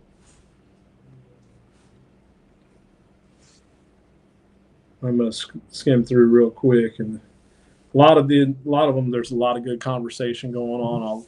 There's some good answers. So I'll look for some newer content.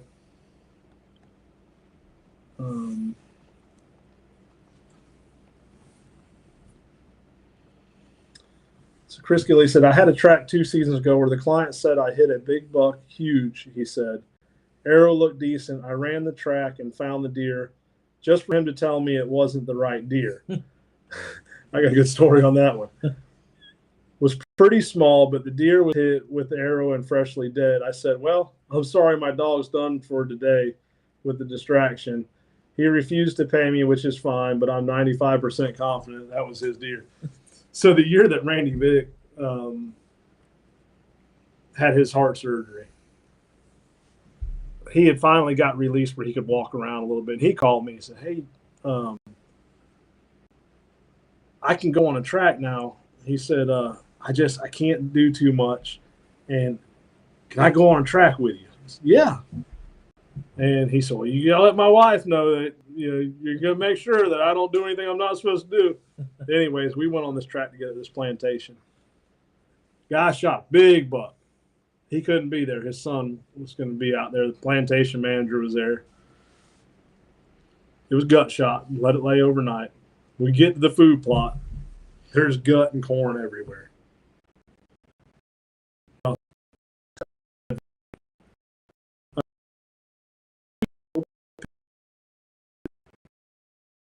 And we're trailing and trailing and trailing. There's gut matter.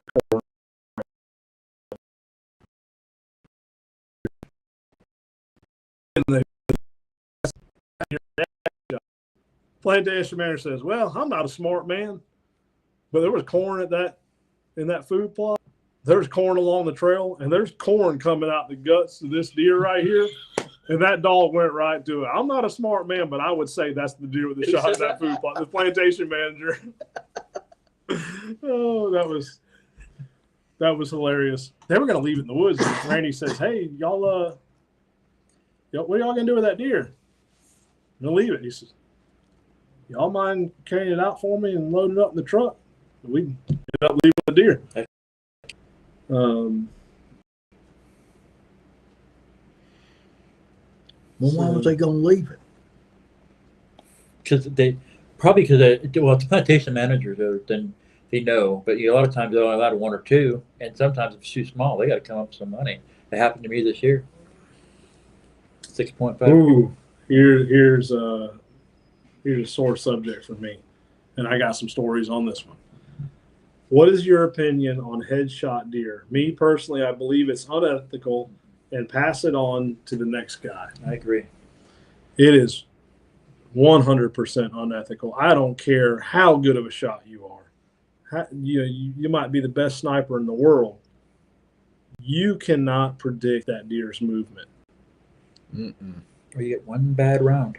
Yeah, or one bad round. 3 inches the wrong direction at 100 yards. That deer's Randy, Vic, and I tracked one 8.5 miles. That is the sickest thing as a tracker that you will see is a deer bottom jaw blown off. Oh, yeah. And then 5 or 6 days later, you get pictures of this poor deer that cannot eat. Yep.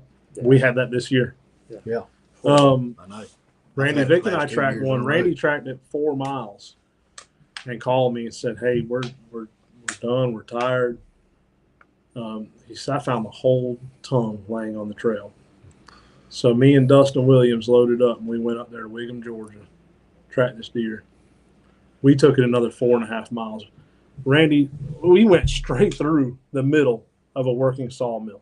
The problem was this deer went 8.5 miles in a straight line right beside Highway 84.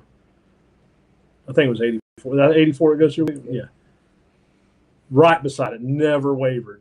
And we did get up to the deer, but it was one of those instances where they lost confidence in us and the dog and the ability to get the deer, and they left right as we got to the deer, and they got up and got away from us. One that really got me is I tracked one. A guy did a headshot with a bow. With a bow. Intentionally? Yes. Oh, my goodness. We got up to the deer, and the arrow was right through the skull. It wasn't dead, and we ended up not getting it. But that deer was walking around with an arrow in its skull. I mean, think of what it does for people that are anti-hunters, and they see pictures of that, or see the deer run through their yard with the arrow sticking out of their face. Or, I mean, that's just no, that's not for us. Not at all. Not at all. Scott Lopez says something right here, and I do agree with this. He said, my recovery rates are higher during rifle than archery. I find that a lot of archery shots are recoverable. Aren't recoverable. High shoulder, back, base of the neck. That's true, a lot of high shoulder, but I get just as much or more. In this regional thing, I know recovery rates are higher during archery season, and I think the reason why is our woods are so thick. You have thick But you go right down the road, like where you're at, and it opens up quite a bit. Yep. But here, your average shot during bow season, you're lucky if you could get a 30-yard shot. Yeah. So I think that plays a big factor into it. Well, I know it plays a big factor into it when you're limited like that. But there has been, it's been trending upward. And I don't know, some people say that because there's trackers, people are too quick to call a tracker. Look how many people use trackers. I don't think that people are taking, maybe I'm wrong, I don't feel that people are taking marginal shots because they know they can call a dog. I feel like the social media exposure and the amount of marketing by the trackers has shed light on just how many deer is actually wounded and lost. I couldn't imagine what it was 15 years ago. No, I think it's always been that way. Because how many times do you get someone say, "I wish I'd have known about you last week," or "I wish I'd known about you last year"? Yeah. Well, what's that tell you? Yeah, they made a marginal shot and lost a deer. Yep. Well, no one knew about it because it wasn't put on social media. They didn't even know about a tracker. Yep. So I think it's more about the social media exposure that we're receiving. But high shoulder hits has been on a steady incline. Why people and everyone, you hear people say, "Oh, I hit them high shoulder, they've dropped their tracks." Yeah, because you're shooting them in the spine. Do that with a bow, and what happens? Lose a deer. Yeah.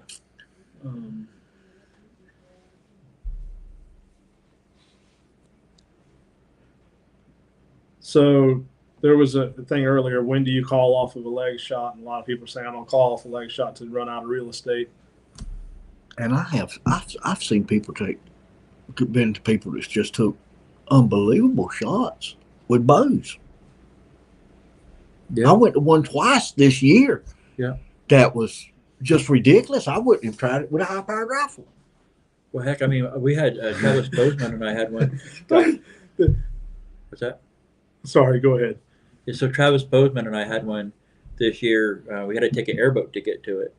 And the fellow shot it with the Raven crossbow, and he tracked it for 80 yards, blood stopped. So Travis and I go in there, and I think it was a tough, for some reason it just was not putting out the way it should. And I went back, Travis went with the hunter, different direction, and I started following. I put DG back on the track, and she took it to the deer 580 yards from the last blood and jumped it. And that deer was shot in the lungs and in the guts, 100%. Single lung out in the gut. Yep. And that was 8 hours later. So what time of the year was this? They were rutting. So it's cold. Yep. And they were rutting. Yep. So that goes back to something that I always preach. I don't care if they hit one lung and you see some lung blood, there's gut matter. Back out. Yep, I agree. And when it's rut and it's colder, you know how long it takes for sepsis to set in on a human? Yeah, days. A minimum of 12 hours. It could take days, especially before you succumb to it. Well, there's other factors into that, which is, where is that injury or that infection in the body that's getting into the bloodstream for it to come down. Well, you get a gut shot during bow season and all that sets in quicker and they die quicker. Yeah, especially so the colder it is. So that's why, here in Florida, we may recommend a 6 to 8 hour wait time on a gut shot, especially in bow season, or maybe even 5 to 7. Up north, they're waiting, 12 to 24 plus hours on a gut shot because it takes so much longer for that sepsis to set in. And wow. So that's something else. That's smart. I didn't know that. What I was laughing at is Mike Alguire says, "Hey man, y'all's computer system that's printing out y'all's words on the screen apparently don't speak Perry, Florida, because that thing is printing out all kinds of stuff." Must be talking about John Vaughn over here. Boy, could you imagine if Little John was here? Woo! We ought to get him on here one day and share some of the tracking stories. Well, no, they'd kick us off if you put him on there with his stories. But is it really printing it out? Facebook automatic, like if they're not Gotcha. clicking on it where the audio is playing. So I don't know who commented this. It's under American Blood Tracker, so it's just a few people. I recover more deer during archery, but my success rate is higher during gun season. I think this is a function of the rut around us. Yeah, I wish that was the same for us, but for some reason it's not around here, is it? No, it's not. It's our to me. Now, I don't know how you feel about it, but our best time is from September to, I'm gonna say, November the 15th. For higher recovery. Yeah, for higher recovery rates. After that, it just goes downhill. You know, it's like way off, and it really does. I would say the highest is probably muzzleloader. Yeah, people doesn't bleed and it's easy recovery. If they call you. That's the thing. Again, educating the hunters to call you. Yeah. Well, they need to call, because with a muzzleloader, that deer can, with a 30-30, I went on one with a 30-30, went 175 yards, and I promise you they wasn't there speck of blood. Really? Mike said I you went must have just straight read to a my dead comment. So Oak Hills, Denali, Vicky, I think they teach bad shooting in PA schools. Even in Maryland, the majority of my tracks end up being PA hunters. I think that's everywhere. Yeah. Joey McDonald says, if you got lung and gut, you've got liver. Hit it after 6 to 8 hours. You are correct, sir. Oh, Ralph said that was him that wrote it. Yeah, that don't count. He gets all them easy tracks. He gets those Jason Bell tracks. Them people, hey, Jason Bell has got his people trained. They see the deer fall. They don't even get out of stand. They call Jason, hey, you and Ralph come over here. Really? I got a guy that does that. Yeah, I know, but they do it. They got all of their hunters trained. Wow. That guy called me this year. He said, I need you to come to me. He said, no, really, I just need you, son. He said, the deer's laying right out. I just need you, son, to come tote him out for me. The old man's 81, 82, WL. Oh, yeah.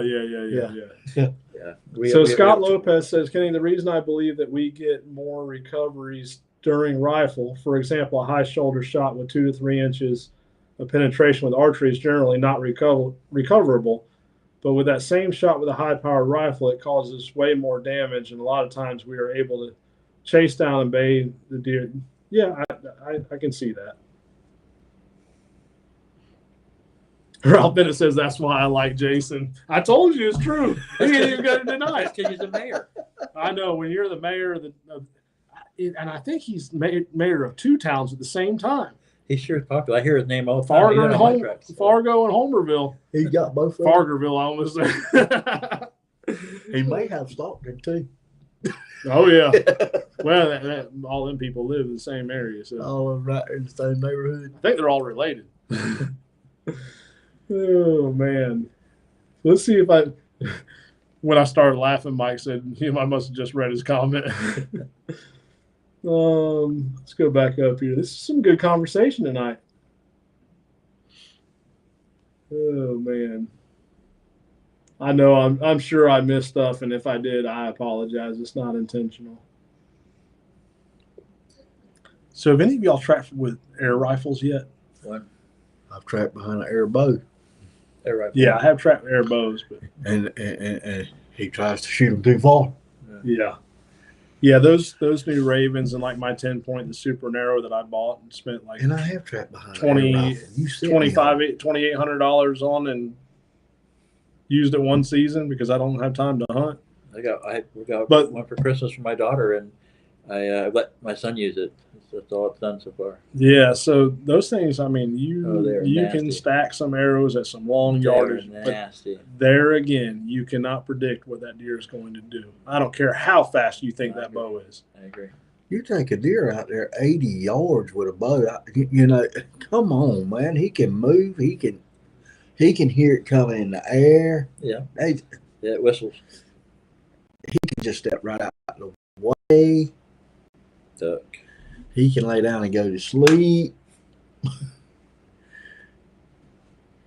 London Young says, I think all of us trackers get tired of tracking those pin cushion rifle tracking any day. Also, muzzleloader. I don't know. Like I said, I like them all. Yeah. You know, Especially- I'm gonna go on all of them. Especially since it's it's our first start, and we're eager from not tracking all summer long. if you shot him with a blow dart, I'd still go track him. Blowgun. Yeah. So Crystal Gainey, last year I was testing one of her dogs, and she asked me, she said, "Where'd you shoot it? Or what'd you shoot it with?" I said, "A blowgun." She said, "Where at?" I said, "Right in the eyeball." Running away from you. So Scott Lopez says, I found a lot of the crossbow hunters are aiming for mid-shoulder like a gun and not getting the penetration needed. Absolutely. I agree 100%. Absolutely. Yep. Yeah, and that's the thing. I mean, I'm all for crossbows. If it gets more people in the woods, sure, I'm all for it. I don't understand why they don't aim for the crease. They're going to try to shoot it like Scott said. They try to shoot it to the shoulder like a gun. But here's the thing: I will not even teach aim for the crease. What if that leg's forward? Well, it depends. You got to wait for the leg. Yeah, but to move. No one says that. Oh, well, I mean, what does everyone say? Aim for the crease. Yeah. No. Well, if that leg's forward, where did you hit it? Not good. And aim for the crease. Well, what if that deer is quartered away slightly? So I'm very careful about how I tell people aim for the crease. I never say aim for the crease. Aim for the exit. That's true, especially if you're up high. Right.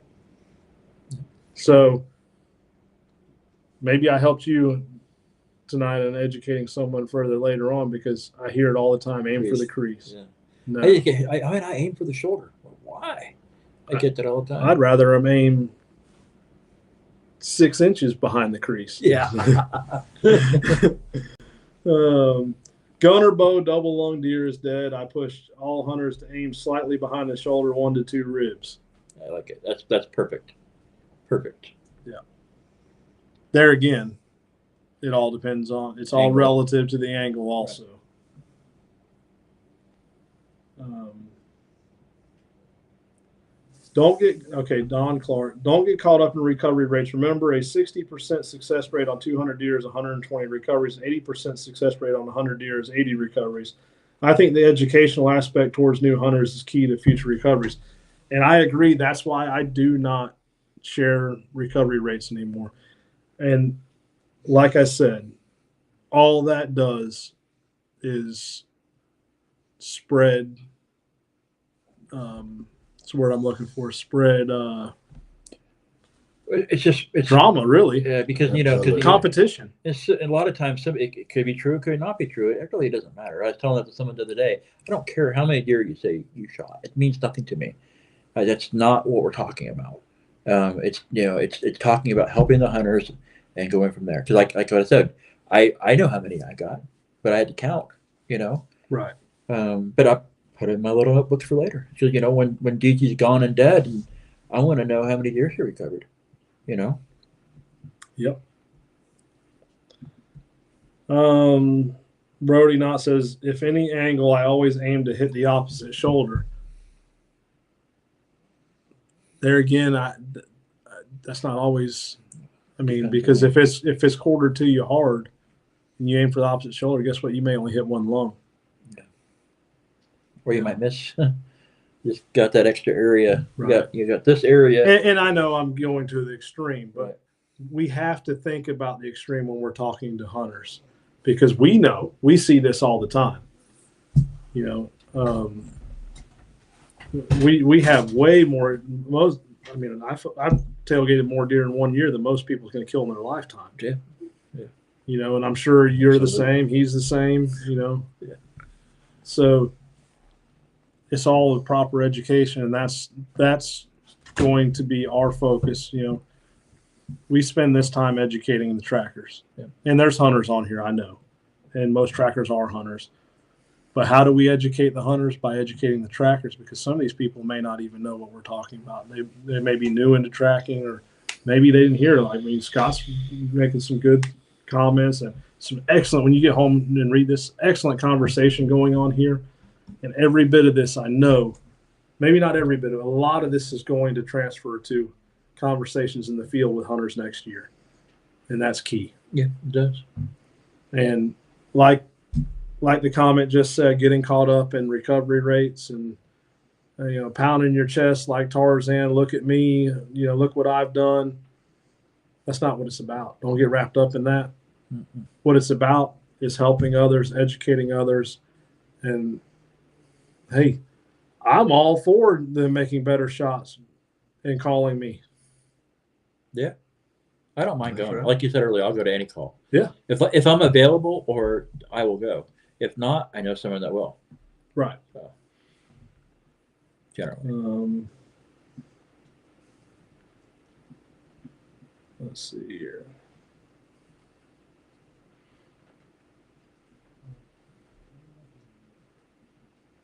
Yeah, London Young said this past season in 7 seasons was the worst ever for shoulder shot deer. We literally only had 3 gut shot. I've heard that a lot this year. Yeah, it's Look the at new trend. Not this year, but the year before. Look at the shoulder shots me and you went on. Oh, I know. Oh my! It got God. to the point where we didn't even want to track anymore. It was ridiculous. And you mess up all that good meat. Yeah, it was bad.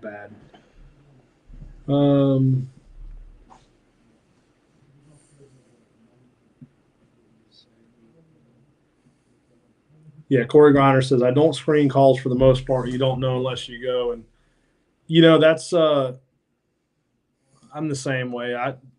When we get real busy and real backed up, yeah, I will screen. And I'm going to admit that. Does that mean I won't go on one? No. But I'm going to screen for prioritizing and distance, and I'm still going to get them help. If I have 3 tracks lined up and somebody called me and said they shot a deer in the head, I'm probably not going to go, especially if I don't have any more. If that's Right. all I have to do for the rest of the evening, I'll be doing it at 1 o'clock in the morning anyway. So I'm not. I might pass it on, but nope, I won't do it. Yeah. Yeah, I mean, there comes a time, I don't care who you are. I just If you're- don't see how you could call it. How can you say you made a bad shot when you took a bow and shot a deer in the head? Yeah, I agree. How you gonna tell me that you wasn't aiming for that head? I agree. And that's like the guy I was talking about in Ty Swamp. He shoots brown. And I just And he admits it. Where'd you hit it? In the deer. that's just uncalled for. I agree. So Joe Sellers says, do hunter education courses teach them where to shoot? I don't know. It's been so long since I've taken a hunter education course. I don't even I'm know. too old. I don't need to. Well, I've preached it to my nephews for years, and they've heard me say it 1,000 times, and they'll tell you there should be a course for archery I agree. that you should have to pass. I think there is in the 100 course. There is an archery section. Yeah, there's a section for all of it. I know there is. Yeah, I'm pretty sure. But it don't matter, archery, gun, shot placement, and it needs to be taught you got properly. You got people that think if they can hit this table out there, they can go kill a deer. I was at a public gun range a couple of years ago before I started tracking, and these fellows were high-fiving because they hit the paper. And I'm ready. As I said, I'm ready. We're good. And I just go, oh, man, my dad would knock you out. Yeah, no way you're going hunting. bottle caps, cigarette butts. So ours is, like I said, 3. That's what John, you can't even see a cigarette. I can't butt. no more about pounds, buddy. But 3 rounds into an orange. That was their rule. So And with a compound, they compounds nowadays is just from what they was 20 years ago is amazing. Yeah. But still, I say in between 15 and 25 yards. for compound bow, yeah. I do. Yeah, I do. And I don't think it changes with a crossbow. Depends. I personally don't think you need to change it because even though these things, they design them and they market them to shoot 100 yards, so much can happen. I agree. Oh, yeah, absolutely. All it takes is one twig. Yeah, I mean, back when I could shoot a compound good. And I was confident. I mean, I would practice it at 60 yards. Just for fun. Yeah. Would I take a shot there? No. Would I take a shot at 40 yards? No. 15, 25. You know, I wouldn't take more than 25 is it all depends on where you're at. Yeah. If you was in our club out there 10 yards. Yeah.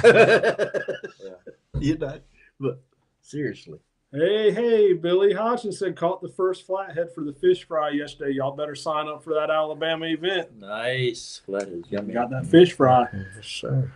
We ate some, well, Jason, you got something going on, but we ate some catfish tonight, Billy.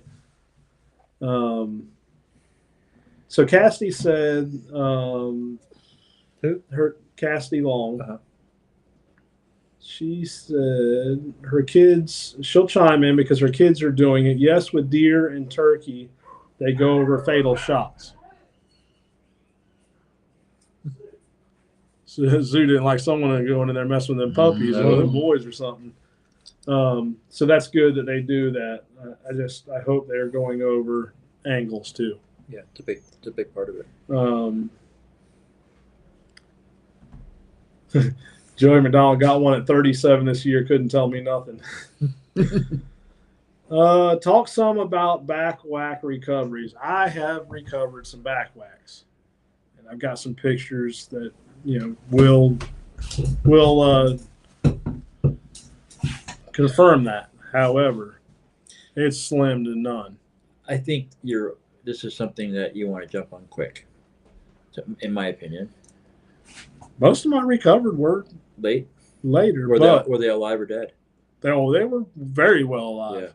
Yeah. And probably in that gray area is what was I hunting. Tracking or was I hunting with dogs? Right. Yeah. But there again, I was in a place where we could do that. Yeah, Georgia. And some back whacks, some back whacks when they hit that ground, they get up. Your dog won't take it. I went to one this year. It did a figure 8 in the dirt for about 10 yards on its back. And the hunter watched it happen. And it was for a little boy, actually. And Travis Bozeman and I went on it. And we put the dogs on it. It was in Georgia. And we worked it pretty good. And after about 700 yards, I'm like, no dice. So I put salmon Corona on one time. They couldn't go nowhere with it. Yeah, it happens. And then you'll put some dog, some of them you put dog on, they'll take off. Yeah. But so slim. Scott Lopez and he put a good comment on here, and I'm glad he did, because although I said that I don't give crap about recovery rates, what I meant by that was for the public. I understand. And Scott put a comment on here. Recovery rates are important, though, when we are assessing our own performance, whether you put it out there for the public or not. But you need to know those numbers so you know how you're performing and if you need to look into what's going on and what, which this is what I always say. Tonight I haven't said it. And I'm glad that Scott chimed in and said that, because it is very important to track. But you've got to be able to know how to analyze that data and know how to work on what you need to work on. That's what we talked about at the beginning, where JJ and you and I talked about for DG. Right. That's something, even though we have a pretty high success rate, but how much more could it be if she stuck true to the track and didn't try to jump that track? Right. So. Yep, I agree. And John will tell you, I'm always looking at how to improve my dogs. Oh yeah, it's fun. And like I said, and John will confirm this, Dixie, she hasn't failed us yet. I mean, when she was a young pup, don't get me wrong. But since she's matured, she hasn't failed either one of them yet. But we're looking on how to improve. Makes sense. Most of the time, and honestly, it's 9 times out of 10, it's how to improve me, not the dog. I'm probably, especially if I track for one myself, one that I shot, I don't do it anymore. I'm the worst. I heard the phone call. I was a part of the phone call. Oh yeah, I'm the worst. Remember that? Yeah. Oh, yeah. Woo.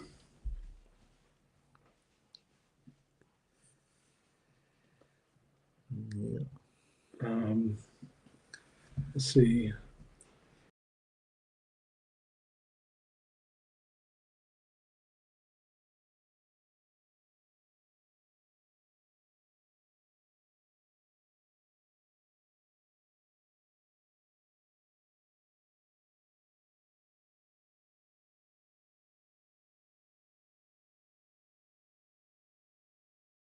Connection.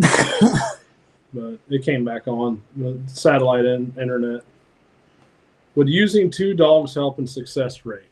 That depends on the situation. Yeah. Sometimes yes, sometimes no. Sometimes too many dogs will screw up even a dead track. Right. Because one goes this way.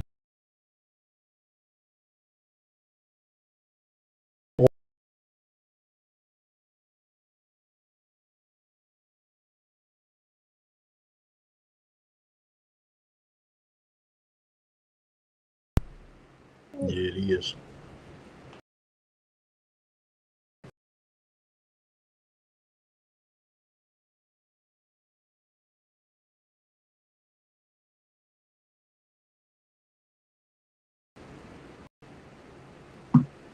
Sorry, guys, rain is causing issues.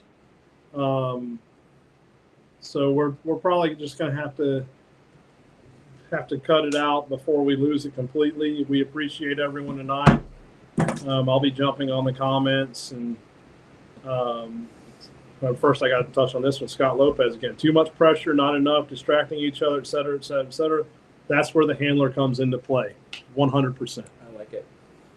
You've got to know when to make those calls. Okay. Scott,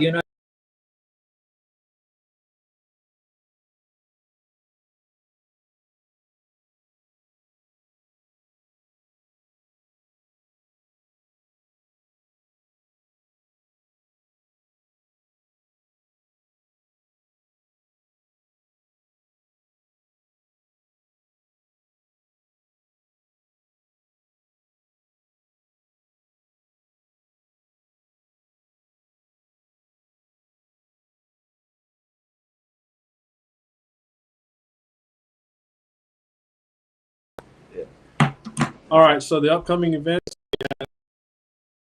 in May in Alabama. You can go on the website, sign up. The very next week, Mississippi, we have in the northeast and one out west. Yep. So be those, and we apologize. It's storming here and we're losing signal. So we're going to go ahead and call it a night. We appreciate everyone for tuning in. Yeah, Scott, sorry about that. I have Starlink internet, and the rain is causing issues. It's storming bad here. Well, I should say raining bad here. Yes. Flooding. But Scott, we really appreciate you being on tonight, and maybe we can get you live one of these days. And like I said, he's a great resource. So y'all have a good night. We appreciate everything. Check out the upcoming events on our social media and our website. And if you'd like to join American Blood Trackers, you can go on our website. Scott, we don't talk about back wax. We talk about them, but unfortunately, we're running out of rain, or we're running out of rain. We're not running out of rain. We're running out of time because of the rain cutting us out. And I do apologize about that, but I'll hop on and talk about back wax all you want, and we'll remember that for next week. So we appreciate everyone. Thank you.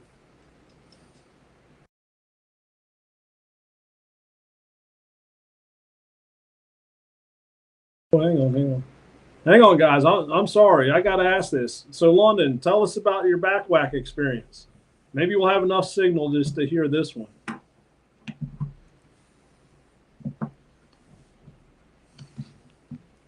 See if London's still on. Scott's calling him out. We got to see.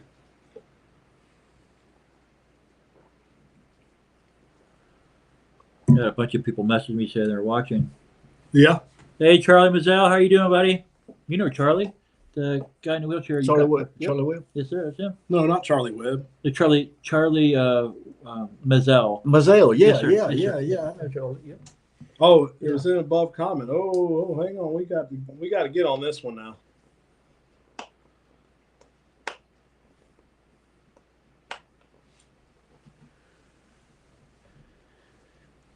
Oh, I agree with not worrying about a recovery rate is completely out of your and the dog's control on what we take them to try. But well, we all know the dog. Like I said before, we had a terrible bow season due to shoulder shots. After a while, I realized I was the dummy and not my Lacey dogs. Every gut shot we recovered and bait a lot during rifle season. I got buried on social media by some drone guys. Okay. I'm trying to find it. There's so many comments on here.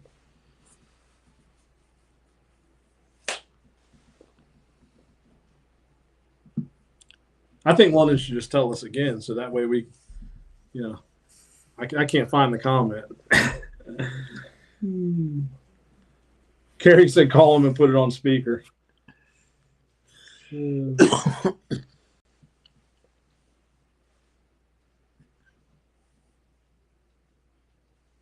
Carrie Patterson on live tracks. I've seen a dog bay for a single dog that wouldn't for two and vice versa. Absolutely. I'm still trying to find this. Now,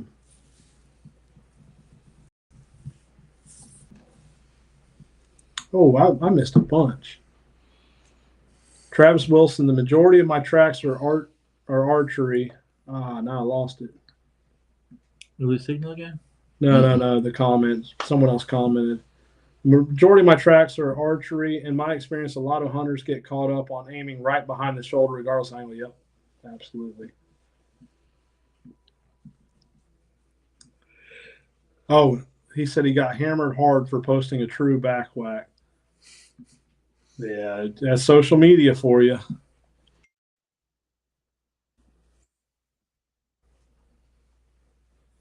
Let's see what Cameron. We got Cameron. I lost y'all either the rain at my house or the rain at y'all's place, but I was just typing when you said y'all are about to shut it down. I was going to say thanks for the great information. Now tell John to go lay Moxie a track in this rain. You did lay a track for Moxie. I laid Moxie 2 tracks today. Oh, yeah. She was definitely working in the rain today. Yes, sir. I laid her 2 tracks. Yeah, we're getting her there. We're getting her there. I'm finding out she does better. This past season, we recovered a back whack, dumped at 400, got lucky that the buck wanted to fight, and they stopped him at 900. That's why you turn out on a back whack, because you never know until you turn out. Who put that? Oh, hold on. And they followed up on the case, and what I did was completely legal. See, that's the problem with social media. That's why we have to be very, very cautious about what we share and what we post. You won't post nothing. You know what? Post a picture of the deer. On lead. On lead. Yep. You don't have. I mean, I used to be all about going into detailed stories and this Can't and do that. it no more. Unfortunately, yeah, it sucks, but it is what it is. So yeah, just like this year, I went on one, and y'all know about this.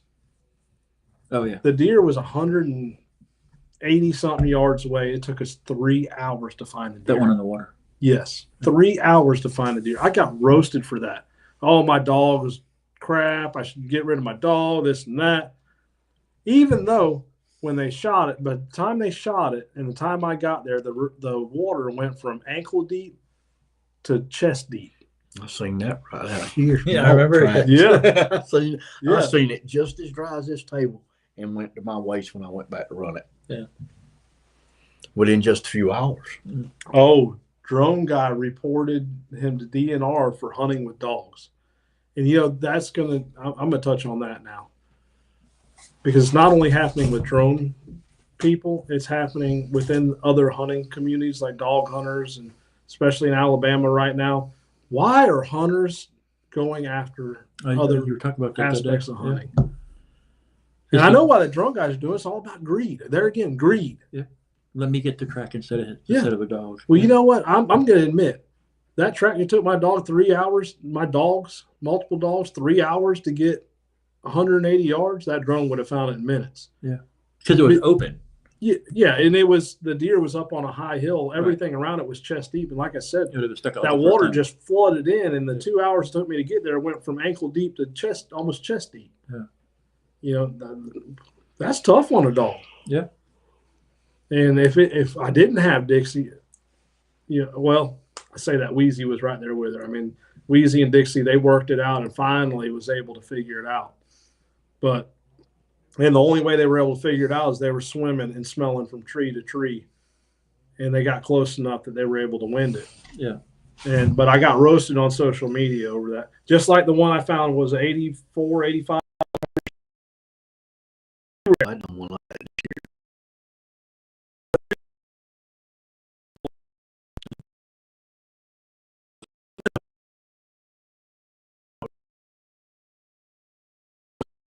It was a good ways away, and she trailed it track for track. And I social media over that, and even then, everything had to be perfect. Does my dog have that good of a nose? No. There was just the right conditions. That day. Yeah. Conditions is right. Right. I did one like that this year. You told with me. Tequila. Yeah, you told me that. That's pretty awesome. My oldest is 31 hours. It blew my mind. I couldn't believe it. Wyatt Patterson has a question. As well-versed handlers, how do you all feel about veteran trackers referring out likely non-recoveries? I'll say this. Just like Joey McDonald said, it's a learning lesson, run it. Yep. So there's an individual who shares a lot of tracks, and most of them are crap. Terrible. Yep. Water and non-recoverable. But I'll tell you, I have found a lot of deer from those referrals. I have too. Same person. Yep. So Wyatt, take them. You're going to learn. Your dog's going to learn. It's getting your name out, hunters. Don't. And in this case, and I'm going to be careful how I say this because I forgot to say it earlier. Will it hinder your stats, your recovery rates? Yes. But when you start analyzing all that and you break it down, you just take into account for what happened. Yeah. Why you and I have talked a couple times on the way to those tracks, and you knew they were not going to be recoverable, but you still went, and that's it's just part of it sometimes, and part of it too is unfortunately some of these the more experienced trackers just also want to see what you're made of. I know Kenny Mullins did it to me. So, it's just part of a growing experience. Yeah. Well, I called you on one that I knew was non-recovery, but I knew it was also going to be a good experience for you. I remember. So it's part of it. But I honestly called you because I physically could not track. You look like death. I shouldn't even have been out there. No, I know. All right, guys, the rain's about to take us out, so we appreciate everything, and we will see you again next Tuesday. And maybe Ralph won't be laid up and relaxing and taking it easy on us, but if not, either way, we're going to be here. So y'all have a good night, and we appreciate everything.